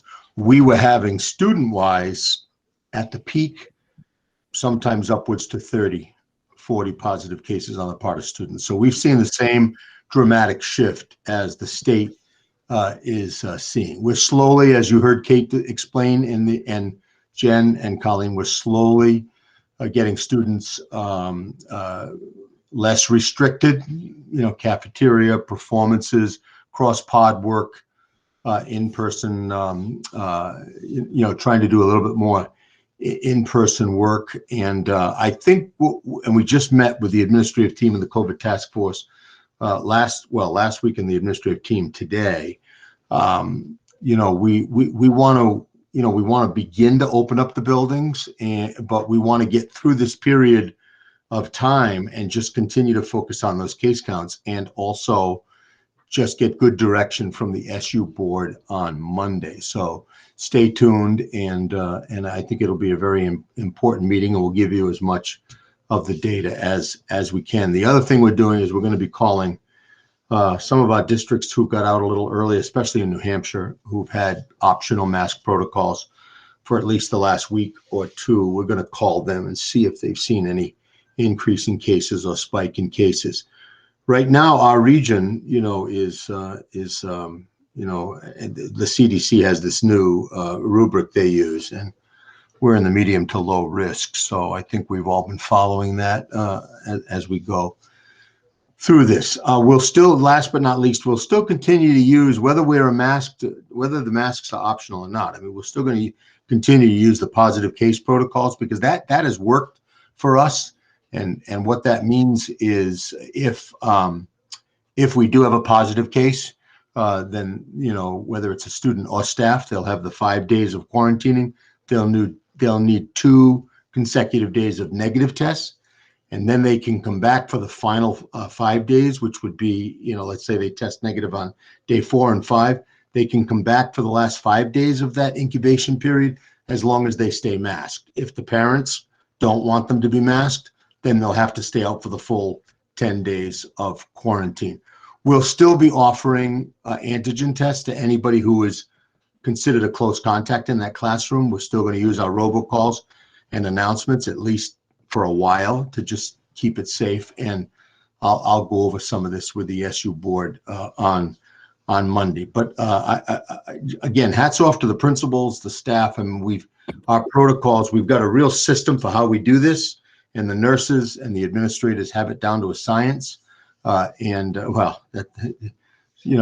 Speaking, of science, and we've always tried to follow the science, and we've always tried to follow the guidance from the AOE and the Vermont Department of Health. So that's kind of where we are, and I think it'll be a good discussion on Monday, and I'm sure we'll make the right decision. David, I have a couple of questions, and I see Davis has a question as well, but I keep asking, I don't hear anything about whether there is a plan or whether you've come up with a data guideline for when, if we should have to go back to masking, what that line in the sand is, because it can't be based on case counts, because we're not counting cases. So that we can't rely on, percentage of people of any age with positive cases, because we're not counting that anymore. What is the line in the sand? And thank you.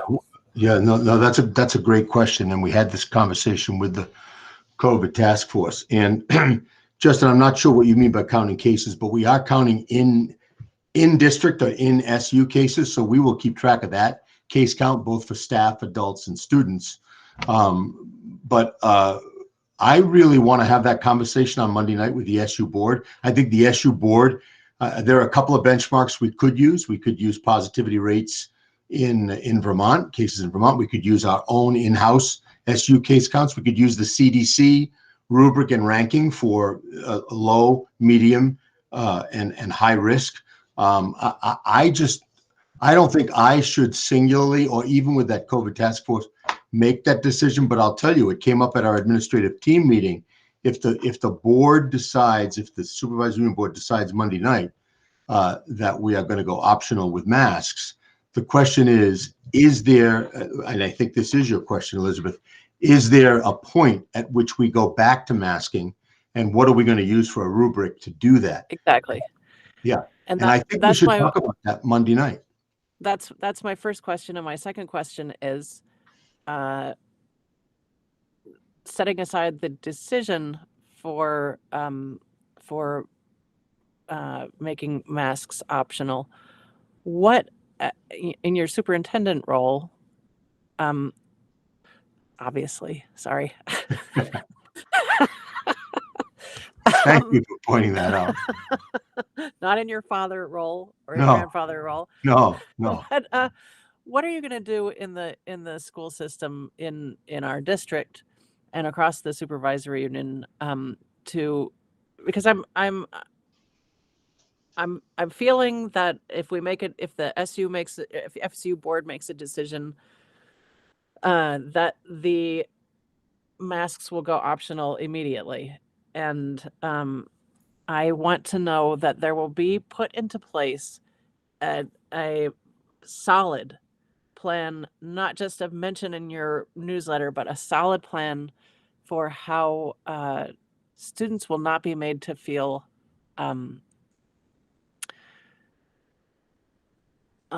unnormal for wearing a mask. Because my feeling is that if we normalize mask wearing in all scenarios, that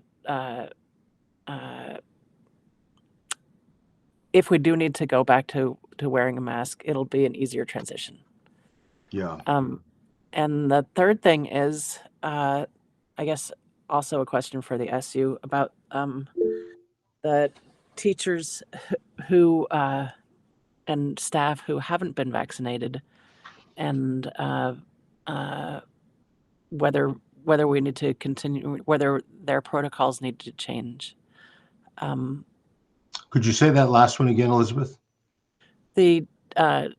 Whether teachers who have remained unvaccinated, whether their weekly testing protocol will remain in place.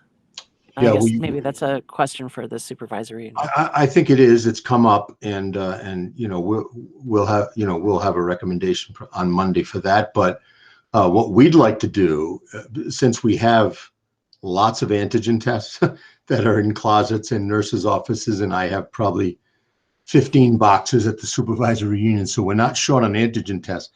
I think one of the recommendations will be to do more frequent, especially for staff, but also for,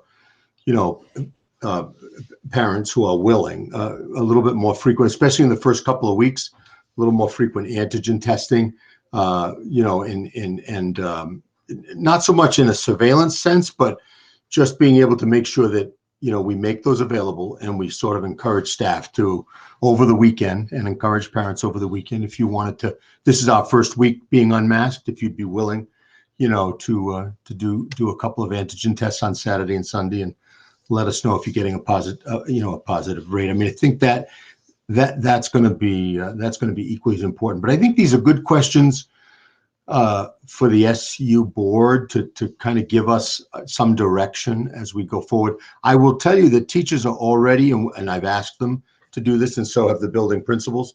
We're starting to have those conversations with kids around what if masks become optional, but some people still choose to wear the mask.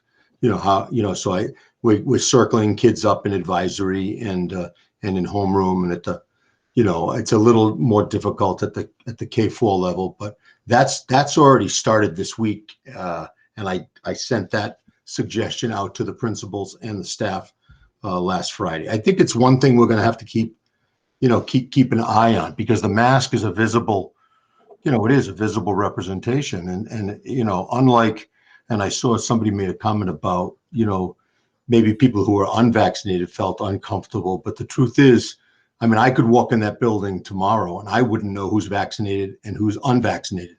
But I will tell you that I'll know who's masked and who's unmasked. So I think it's really important that we just pay attention to that and not make anybody feel uncomfortable who wants to wear a mask. But Davis, your hand was up first, and then Bill, and then Rebecca. Yeah, thanks, Elizabeth. David, I was just wondering, you mentioned the AOE and DOA. I know that I've heard kind of press releases from the governor's office, and we're all kind of, I think, aware of the change in CDC guidelines. Have we heard anything from the Agency of Education or Vermont Department of Health as far as new guidelines, or are we still kind of waiting on any word from them? Yeah, I am just hoping that they come out, Davis, before next Monday's meeting, because it would be nice to have that. I mean, the incredibly difficult piece of this is that we tend to hear about these things, including the March 14th date. We heard about that at the same press conference everybody else did. We weren't given any forewarning. We weren't giving any opportunity to comment on maybe what could become a step down plan. It was just announced that on March 14th, this would be the new guidance. We're told there'll be some detailed guidance behind that, but I have not gotten that yet, Davis. I'm hoping we get it before the end of the week. Excellent. Thanks, David. Bill?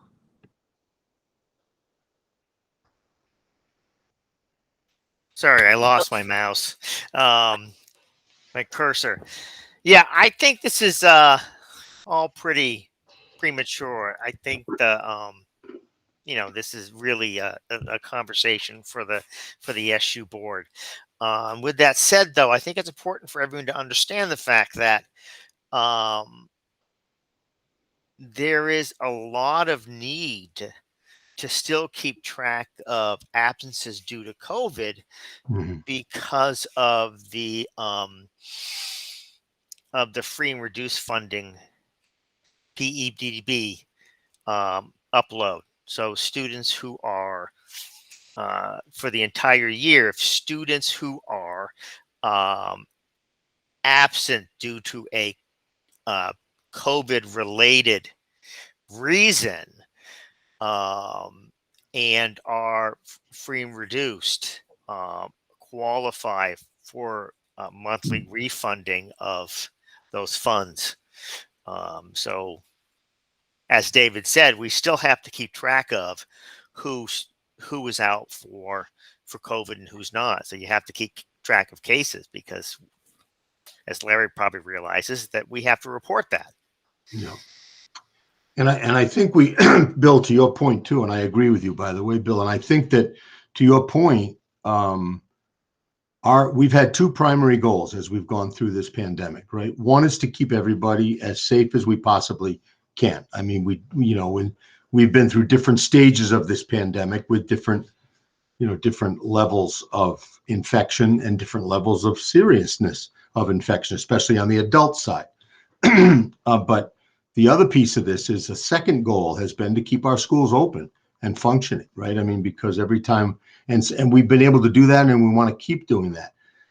And we were doing that, when we had very high case counts. So I think, we can manage that, but I'll tell you, it gets very difficult to manage it if you've got, more than a certain number of students and certainly more than a certain number of staff out on any given day. So I think that's going to be, I think the real question gets back to Elizabeth's question. What's the benchmark, by which the supervisory union board would like us to operate? And we, we can make a couple of suggestions, but Bill's right. This is probably not the place, but I think Monday night will be the place to talk about, and maybe the agency will give us some direction on that. That's what I'm hoping, that they'll give us some direction on that. And just to clarify, I really was just asking whether you had a suggested benchmark, so that we don't get. I was envisioning getting to the meeting on Monday, and then having to postpone any sort of decision because we don't have any kind of suggested benchmark. Yeah. That was my No, really. the recommendation from the COVID task force and from the administrative team, at least to this point, this is with no guidance from the AOE or the VDH, but we basically are feeling that you know, the CDC benchmark of low, medium, and high risk, you know, and you know, seems to be the benchmark. But the SU board has to agree with that, because right now what the CDC is saying and recommending to the to all the Department of Healths around the country, I think, is that if you are low to medium risk, then you are able to make masking optional. And I don't know how often they're going to publish that data or how often they're going to. I think, you know, I'll do a little more research on that. I'm hoping the agency can help us with this one, to be honest with you, but I'm not feeling terribly optimistic. It would be nice if the whole state was doing the same thing. Yeah, well, I mean, it's hard to go on data that isn't being collected. Yeah. Is the thing. So, Yeah. Rebecca, I see your hand. Yes. So, David, I know that there's been the COVID task force that's been working on this, and it sounds like just based on the schools remaining open, that indicates the hard work and the good work that's being done. But my question is not the same as Elizabeth's, but it's along the same lines. What I was wondering is if you can send board members some sort of criteria that you would be using, and this would come not from you, but it would come from the task force to determine to determine how this transition is going to roll out. My concern is that if we just go in there uninformed and suddenly we know already that we have limited time and have to begin this discussion without really some data to help us understand it and discuss it and present it to the community, I think it's just going to potentially be long and maybe come out with not a satisfactory answers. I'm just concerned about the board not having any sort of information before going into this meeting other than just this is what the state has passed down. Do you understand what I'm saying? Yeah, I do. And that's the plan, Rebecca. The plan is, you know, I was certainly hoping too that we might be able to include some more specific guidance from the AOE, but right now we don't have that. But we certainly do have, you know, and I plan to get things out before the weekend, you know, at least by Friday, all the survey data, the vaccination rate data, the most updated vaccination rate data, and also the case count data for the last 2 weeks. I just kind of gave you last week's, and then the COVID task force recommendation on, you know, on what they would, you know, what they would use as benchmark, you know, and so you'll have all that before the weekend, and then you can ponder that, and you know, and then I think we had also at one point, and I don't want to spend too much time on this because I know it's getting late, you know, no, I won't even say it because it'll just start another conversation. I think we look at that data, and then we and I've asked members of the task force to be there Monday night so they can answer questions about the data, and certainly the administrative team, and I'm sure staff will you know, will weigh in. I mean, I think you know, we've got to, you know, we've got to just look at the data we've collected so far and go from there. I mean, Thank you, David. David, we've had a question about whether this information could be shared with parents before the SU meeting as well.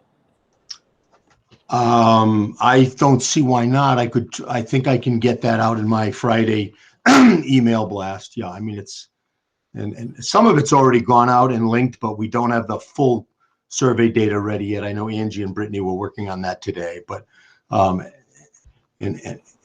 but I will get as much of it out on Friday as we possibly can, so we can have a healthy discussion. I think that also, this is just my feeling, although I wish we had more detailed information from the AOE and the Vermont Department of Health. I haven't even looked today at the Vermont Department of Health's website, but as of the end of last week, they still had their masking protocols up on their website. So that doesn't help, right?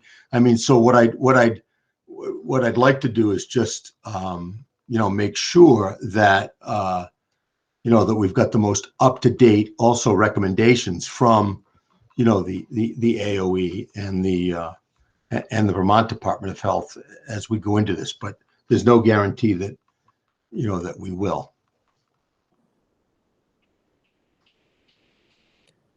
Okay, well, thank you, David. Get ready for a robust discussion. Yes, I think it will be, but the data may also end up really clear in some ways that everybody will tend to agree that so we'll just see. Okay, moving on to the items for discussion.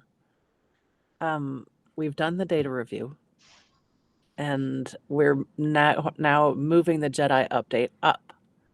And one of the questions that I had was whether anybody among us might be interested or I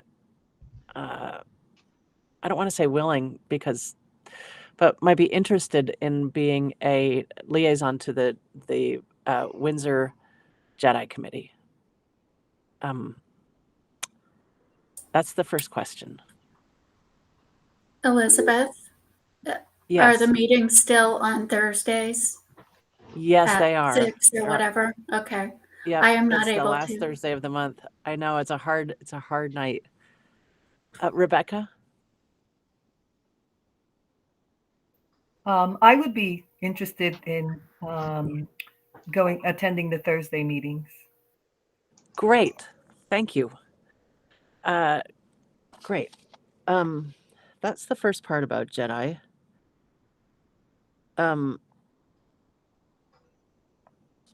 The second thing that I wanted to talk about JEDI was that recall, if you will, that we had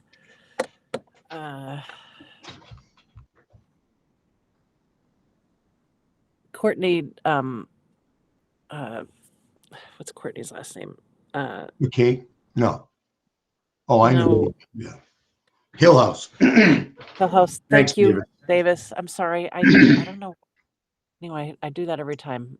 Courtney Hillhouse is no longer at the Mount Scottney Prevention Partnership, and although she's still in our environs, but I've been thinking about the data that she presented and the fact that there is and I've been talking with some of the other people at Mount Scottney Prevention Partnership, and there was that slice of data that showed that between 7th and 8th grade, like generally that kids enter the 7th grade feeling like they belong to a community and that they are part of a greater community, and that by 8th grade they no longer feel that way. And particular, I mean, it was very, as you may remember, a very exaggerated, or not exaggerated, but a very dramatic, that implies some kind of impulse, but an extreme change in the data regarding LGBTQ and Black or non-Black people and Indigenous or non-Indigenous people of color. So particularly somewhere between 7th and 9th grade. And then it seemed to subside to a degree by the time those students got to their senior year. And I wanted to make sure that we are, so I'm saying this under JEDI because the JEDI part of the meeting, because I know that the JEDI committee is committed to helping to kind of create a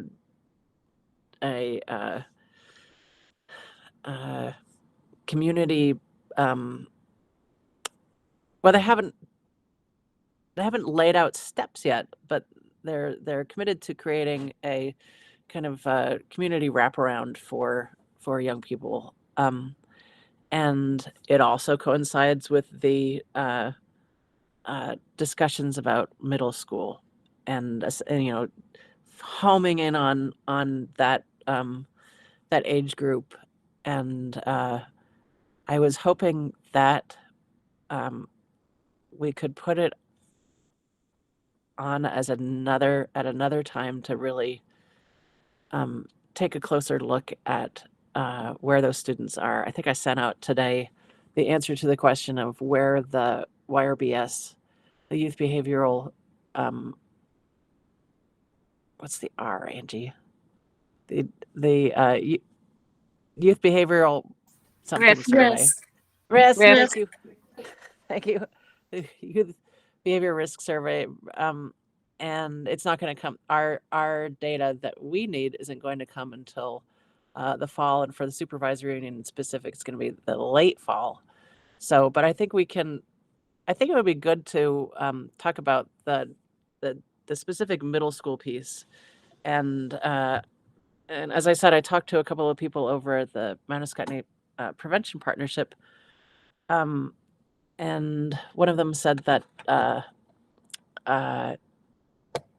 that's actually not specific to our area. That's a my question is whether it is a developmental kind of characteristic, or whether there's something that we can do as a district to help alleviate some of that. So sorry for the long monologue. Davis and then Amy. Yeah, I think that it's good to bring up the question whether there is some developmental aspect to that or if it is more specific. But I guess I would just throw in, even if it is sort of a typical developmental kind of thing that happens, I think we should still be looking for ways to support those students. I wouldn't, not implying you wouldn't say that, but I think that we got to keep that in mind. Oh, absolutely. Yeah. Absolutely. Yeah, Yes. I think I understand what you're saying about having a more kind of global view of what that data is telling us, but yeah, I think. Yeah, well, I guess part of it was that my reason for asking whether it's developmental is to kind of look at what perspective or perspectives from which to approach the question, right? Mm-hmm. That was all. Sure. No, I understood. Amy, and then Bill, and then Rebecca.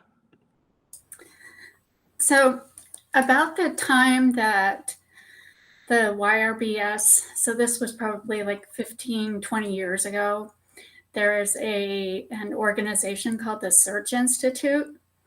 They were looking at, yes, the people who were kind of in that risk category, but they were also looking at the young people who weren't. And what did these young people who weren't in the risk category, what did they have in common? And they came up with a system called developmental assets. And that is everything that a community, including a school, including the individual adult walking down the street of a community, can do to make young people feel part of the community. And I had the the privilege and the honor to attend a 3-day training on developmental assets and how to present that to a community or to an organization. And it's more than just, it's all youth. You can maybe focus on a particular category or particular population, but it's all youth, and looking at how adults, young adults and adults, can create a more positive environment so that kids feel welcome throughout a community. There's also another thing that we need to be aware of on the YRBS information that was presented to us. It wasn't just our supervisory union, that was for Windsor County. And that does not mean that our population is not feeling some of the pain that is felt around the county, but it's not just our students. Absolutely. But what I discovered through talking with one of the MAPP people was that it's or this person also worked. I can find out the name of the organization they worked for, but they said that it was really that those numbers, that dramatic change in data, was really common between somewhere between 7th and 8th grade, and or the tank, the point at which it tanks is really common, not just here. Right, exactly. And that's where the developmental assets and understanding how we can support all kids is really, it's a great conversation to have.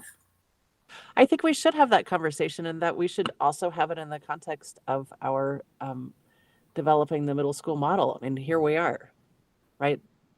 We are starting on it. The reason I brought it up today is that it's the first day of our next year as a school board, and I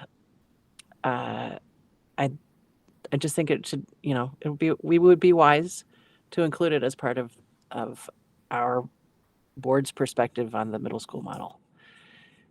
And now I've lost track of whose hand is up. Ooh, me, Mr. Carter. Okay, Bill.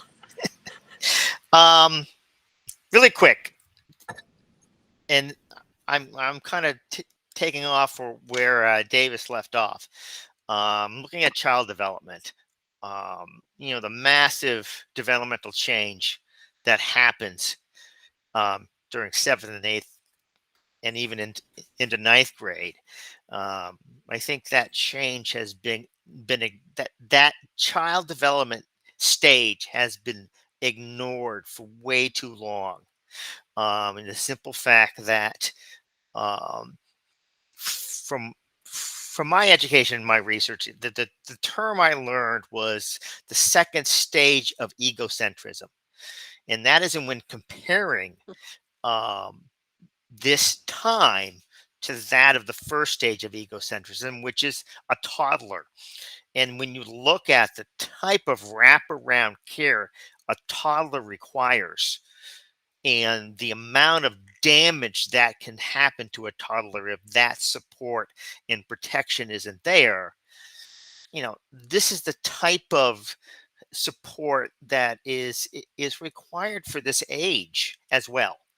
And so I applaud you, Elizabeth. I applaud Jed. I applaud the middle school process, because this is such an important time. Thank you, Bill. I appreciate you saying that. I'm going to say Rebecca and then Davis. If I got that wrong, I apologize. I agree with everything that's been said, but I also want to strongly agree with what Bill said. That age group is it's a chaotic time. And if you do not have the wraparound services, the services that Amy spoke to, um, it really can literally send a student out of school before they even get to the 9th grade. And we've seen that. We've seen that students that have come from the 8th grade into the 9th grade. And that's where you'll see a drop of students that are not, so that drop, that's kind of where it happens. At that point, they know whether what classes they're going to be taking once they enter high school. Some of them even know what teachers they're going to have. And those that don't have that knowledge, that information, will not graduate. Well, I shouldn't say that, but it's going to be really hard for them. So I really would wonder if we can look at our teachers that are teaching that those grades. And I know David already has a group that's looking at the middle school model, but have them also have input from what they are seeing in those grades, what their experience has been, what they see that's working, what they see that may be missing. I wonder, I'd like to get their input in the conversation and hear what they're saying. But I agree with Bill that those are some really important years for the school to sort of make sure that they're providing the students with all that they need, and that we can provide them with. Thank you, Rebecca. Davis? Yeah, and sorry for keeping my video off. I'm having a little connection trouble here. This has been a really great discussion, and I'm glad that it's coming up on our first meeting of this year. I hope that we continue it. Amy's point about the developmental assets, I think that really underscores the importance of working with community groups like JEDI and looking outside of the educational space to help support our students, especially during those really important years. And I guess the only other point I wanted to kind of throw out there, and I don't think that anybody has said otherwise, but when we're looking at that YRBS data and we're seeing the way that this is impacting specifically these vulnerable groups of students, in the LGBTQ population, in the BIPOC population, when we focus on those vulnerable populations, I just want to make sure that we're not falling into the trap of thinking of it as an, either or, either we're supporting vulnerable groups or we're supporting all students. When we aim to support our most vulnerable students, we end up having a resource that can be accessible to all students. So I think that's important to keep in mind as we have this discussion. But I think that we're off to a great start. I appreciate all the expertise that's going into this conversation, and I look forward to keep having it and hopefully find some solutions and a path forward here. Well, I think that in the coming weeks between now and our next meeting, we will have had another JEDI discussion about it, and I invite everybody to come to those JEDI meetings if you can. Yes, they are the fourth Thursday of the month, so it's a little bit of a hard thing to get to, but they're definitely worth attending, and they're in their next phase, so they're planning out where they're going to go from here. They got the Declaration of Inclusion passed by the Windsor Select Board unanimously, and that sort of sets the stage for them to go. So I'd love to go back to them and talk with them a little bit more about it, and also talk with the Manasquetney Prevention Partnership people a little bit more about it. But David and Jennifer and Colleen and Kate, I wondered whether we could have a discussion about the middle school model with that as part of the discussion. at our next meeting. Wait, somebody had a hand up and they took it back down. Who was it? Yeah, I popped it up for just a sec, and I wondered. Forgive me, I think this may have come up before, but is there in existence an equity declaration or something similar in our? Okay, yeah, I thought there was. In our district, no, there is not. So that was the Okay. next thing that I was going to challenge us to do. All right, I will let you do that then. Thanks. Other than the preamble to our policy, I mean, but you're right. Yep. We don't have a declaration. Yep. So, wait, somebody just made what agencies is the SU partnering with to bridge the gaps and create community for these individuals? Well, Caitlin, that's what we're talking about. And the SU, this is the Manascutney School District. So, this is for the Manascutney School District, but it's also definitely worth discussing at the SU level because that's also where the middle school model is being discussed. So, yeah, I think just quickly, Elizabeth, I like that idea, by the way, because we had thought about talking middle school tonight, but that has to be a careful discussion, especially given the fact that, as we said, any recommendations or any consideration for, 6 through 8 impacts one of our schools in Mount Scottney in a different way than it impacts schools anywhere else in the SU. So, and I know we've had this conversation, but I think it would be good at the next meeting to maybe just talk about what data points we would need to make those decisions around configuration for the Mount Scottney School District. And I don't know if that's what you were suggesting or not. No, I am in no way am I suggesting that. I don't think we're there yet.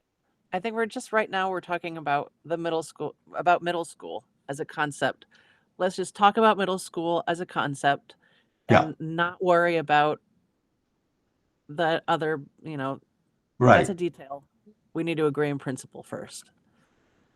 Do you mean as an SU board or as a Mount Scottney board? As a Mount Scottney board, talk about these particular matters because at the Mount Scottney district, we have a partnership with the Jedi Committee, the Windsor Jedi Committee. Yeah. So also for the next board meeting, I think we should add on a discussion about our own Declaration of Inclusion that mirrors the one that Windsor Jedi just passed. I will send out what the model for what Windsor Jedi just passed. Is modeled on one that was done by Al Wakefield. The Jedi Committee tailored it to fit what their mission that they had talked about for I think a year, and so we could also consider it in the same way, but I think we should considering it, or rather get on it. I think we should get on it. So because it sets the groundwork for some of the other stuff that we've been doing. If at all possible, if that's going to come up at the next meeting or in one of our subsequent meetings, can we try to get somebody from Jedi to help talk about that too, since they work pretty hard to develop that and can give us some insight about yeah.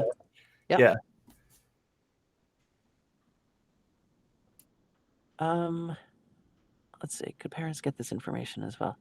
Yes. Yeah, I assume Misty means the declaration information and the Jedi information, right? Yep. And let's see. And that's actually, just to be clear, that's all. If you look in the Town of Windsor select board minutes, I want to say it was one of the last couple meetings before the election. It was the night before the election. Actually, it was that last Monday. Yep. So yeah, all of that information actually is available to the public. I don't know. Oh no, it wasn't. It was the week before. That was the week before. Correct. Yeah. Yep. But yeah, the But- declaration, and then I mean the recording of it, I think, is up on Windsor on Air now. So there, it is out there. But I mean, if there was a way for us to send it out to you, that might be good if we're going to talk about it. Yep. And okay, so I would suggest the next question is the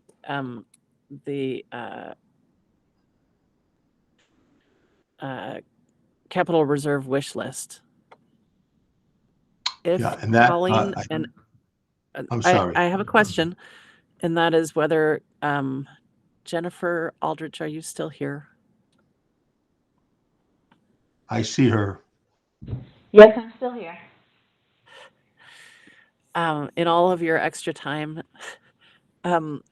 did you have any chance to, or Colleen or Kate have any chance to price out the all-wheel drive van? I do not have a response back from Jim, but the last one that we spec'd out, just an online search. Let me see if I can pull that up. I want to say it was in the. Oh, let me see if I can find it real quick. It seems like it was 43,000 something. And Larry might have that number Okay. too. I don't know, but I think it was 43.5 or 43.9. That was for the non-four-wheel or non-all-wheel drive one, though. And the last time we talked about it, we were going to look into what the four-wheel drive one was. So I say that my suggestion would be that we put this off yet another month, but make sure that next time we do come back with numbers for everything. Yeah, I think Larry had some. Larry, did you have some comments too? Because I know he's been working on the cat. Did you have something you needed to say tonight too, Larry? Well, I mean, it seems like the meeting, we might not be able to get to it tonight, which is fine. Yeah. But my plan was to unveil in April. David tasked me a few months ago with coming up with a 5-year preventative maintenance plan, including capital projects for each school district. Mount Scottney I did first. I'm putting the finishing touches on that. But seeing that this was on the agenda for tonight for capital projects would be to get a list from the board of the ones that were the highest priority to you that I could put it. We could do it that way, but if we don't have time tonight for that, what I could do is I could set up a meeting with the principals and get with the 3 principals and get that list together and then present that to the board in April. I won't be here the 2nd April. In Monday, but because I thought the board meeting was going to be the first meeting in April, which is what it usually is. But I'd say also the second meeting in April is during April break. So whatever you want me to do, David. Well, I don't think we thought about that when we set the second Monday in April, because the second Monday in April is during April break, and we don't usually do board meetings during. Yeah, we didn't talk about that. We can do them during vacation, but a lot of times people are on vacation and we don't have access. Like I assume Larry's going away, and I don't know about the other administrators. We just talked about that tonight, so we could again quickly revisit that before we adjourn. But but again, I think that's a great plan and now we can include because I know that was one of the priorities was the van. So I think we should tighten that up. I don't know. I know I did reach out to Jim, but I don't know whether he got a 4-wheel. I can take care of that. The 4-wheel drive option. I'll take care of that with Jim. So is that what you want? Do you want me to meet with the principals before the April meeting, or do you want me to go meet with the board on April and then May reveal the preventative maintenance plan and the capital improvements? Because I want to do it in one swoop. Is that what you want, David? Well, it's really up to Elizabeth. What do you think is the best, or the board? What do you think is the best way to go? I think it will be, if it's possible, to do it all in April, but I don't want to put additional or overburden you too much. But I'd love to see a 5-year. I was planning on presenting it on the first Monday in April. That was the plan. But okay.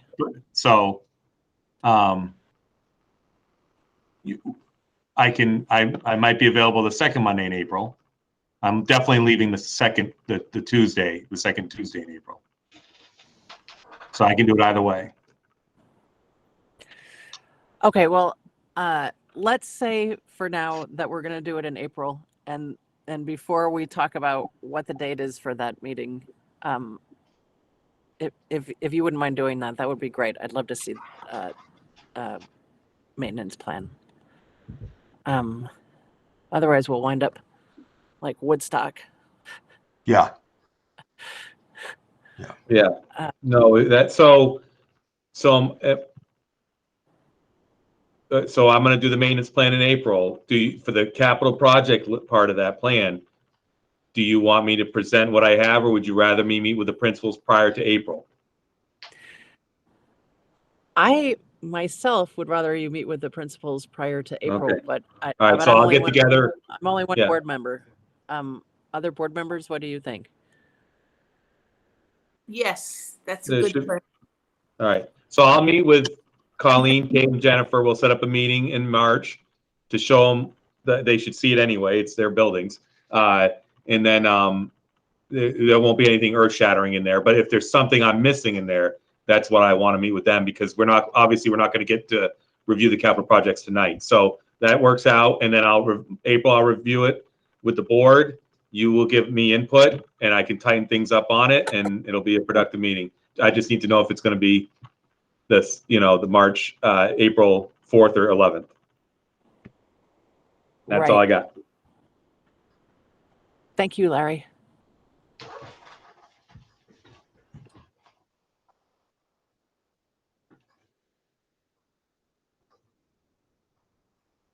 Okay, the next item is interdistrict choice or intra-district choice. I'm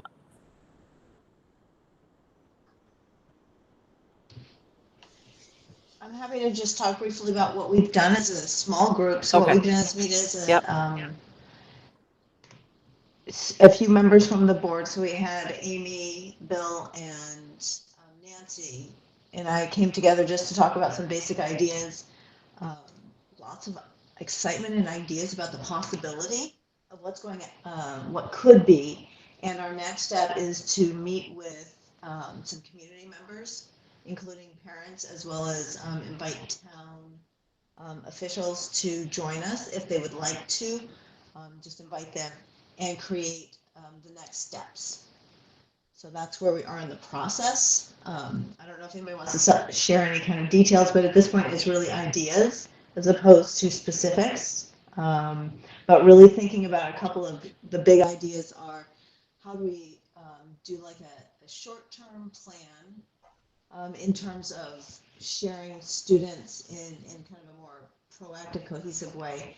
And then long range, how can we really harness the capacity of our two amazing communities to bring a wealth of experiences and knowledge to all students? So it's really thinking beyond just like some students go to one school versus another school. It was really looking at, and feel free to correct me if I'm wrong, Amy, Bill, or Nancy, but really thinking about how can we have, teachers who might be a specialist in some areas, or can we create a time frame where teachers of a certain level sort of share their passion with all students across both school districts. So just really thinking a little more flexibly about the ideas of schooling and how we can use the passion of our teachers to reach all of our students. So Nancy, Bill, Amy, anybody want to jump in with anything more?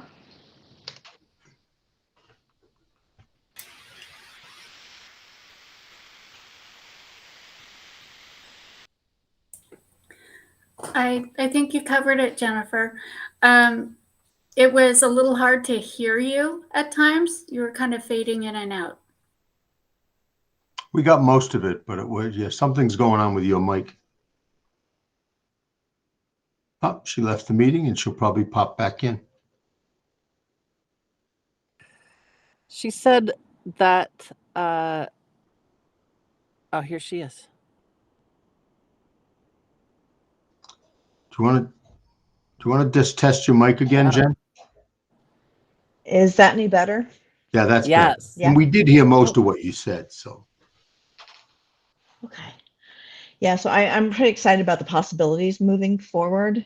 I think when we get some more voices at the table, it'll help us really kind of maybe hone in on a timeline of like next year versus 3 years versus right the 5-year ultimate goal plan. So pretty exciting group to work with. I'm looking forward to our next steps. I've invited community members, one parent from both communities at this point. I've also reached out to a town member in West Windsor and heard back. They won't be joining us, but want to kind of be appraised of the process. I have not heard back from a Windsor town person yet, but I will reach back out and follow up with them. All right. Thank you for that, Jennifer. Okay. I don't see any items for action, so let's quickly set the next agenda. I've got interdistrict choice and the middle school discussion. Rebecca? I would like, since it's April, February, March, April, and some students have probably received their acceptance letters from colleges. I would like if the principals can talk a little bit about where our seniors are going. I know some may go on to college, some may go into the workforce, some may not. Are not sure, but I just think, after the last 2-3 years 2 years that we've had with COVID, I'd like to try and get a flavor of where students are going once they leave the school district. So if the principals don't mind doing a little bit of that for the next meeting. Okay. We'll talk about the capital reserve. We'll talk about, actually, we'll move this up to there. We'll talk about our work with the Jedi Committee, and that includes the Declaration of Inclusion. And what was the, oh, I wondered whether we could have an actual short kind of tutoring on Leader in Me and what it is. We hear an awful lot about how it works with MTSS, but I'd really love to know, and we hear a lot of buzz phrases about it, about what is entailed in it, but I wondered if we could have a kind of, Angie, I think at various points you've talked about having somebody come and talk to our SU board, or They I'm did sorry? at the end of January. Elizabeth, David Jean, Oh. and Barb joined us, and so you should be able to catch that on the recording. Okay, thank you. I didn't Okay. realize that had Yeah. happened. Yeah. Thank you. Okay. It was didn't get to very be part good. of that. We talked for about an hour, so yeah. Oh, thank you. Let's see. Well, then strike that from the thing. And that's what I've got for now. Anybody else have something that they'd like to have discussed at the next SU meeting? Could you read that list one more time, Elizabeth? Yep. Rebecca would like to hear from the principals where our seniors are headed. Graduation rates, yeah. Discussion of intra-district choice. Mm-hmm. A discussion of the middle school model along with that Jedi piece, and then moving right into Jedi and the Declaration of Inclusion, and then talking about the capital reserve. And that's it. That sounds like a pretty healthy agenda, I think. We didn't put this item on for action, and Bill Yates can help me out here, but I don't think we ever formally ratified the support staff contract. Because I know each board has to do that. Did this board? I'm trying to remember. I don't remember. I know we ratified the teacher contract. Did we ratify the support staff contract? I think we did. Okay. I think maybe we should go back and look at some of the minutes. Yeah, I'll go back and check the minutes and just see. I know there was a couple of districts we haven't done it in, but but I don't think, I thought this one we did do it. I'll check that. We could always do it in April if we have to. David, when are contracts due? Contracts are due, and it's in the master agreement. They have to be out by April 15th. Is that what you mean? Yep. Yeah, Yep. teacher contracts, April 15th. And we've always done the support staff at the same time. I think that's in the contract as well. And we also try to keep the at-will employees on that same timeline as well. So, yeah. Okay. April 15th. And then they've got 15 days to return them. So. Okay. We need to quickly discuss when the next meeting is going to be. If it's going to be at the first night of the April break, I'd really love to keep it that second week of April, even if we make an exception. I'd really love to keep it that second Monday of the month, even if we make an exception for April. So that we can interact with our select board if we want to. Does anyone else have a conflict on the administrative team? I'm going to be around, so I can do it. Larry, you said I am around. I am around on the 11th, so yes, I can make the 11th. You can make it work. Okay. Yep. Okay. Colleen, you turned your camera on. My plan is to be out of town. Okay, on that Monday. Yeah, see. Do it. Yeah. Kate and Jennifer, Anybody you're else? okay? Yeah, I'm good. my plan is not to be out of town. I do want to say the storm is raging in Windsor right now, and everyone around me I know. is losing I know. power. I am not. It is up here too. It's kind of wild. All right, let's get off of this, and so we'll plan it for the April 11th at 6:30, and I'll take a motion to end this meeting.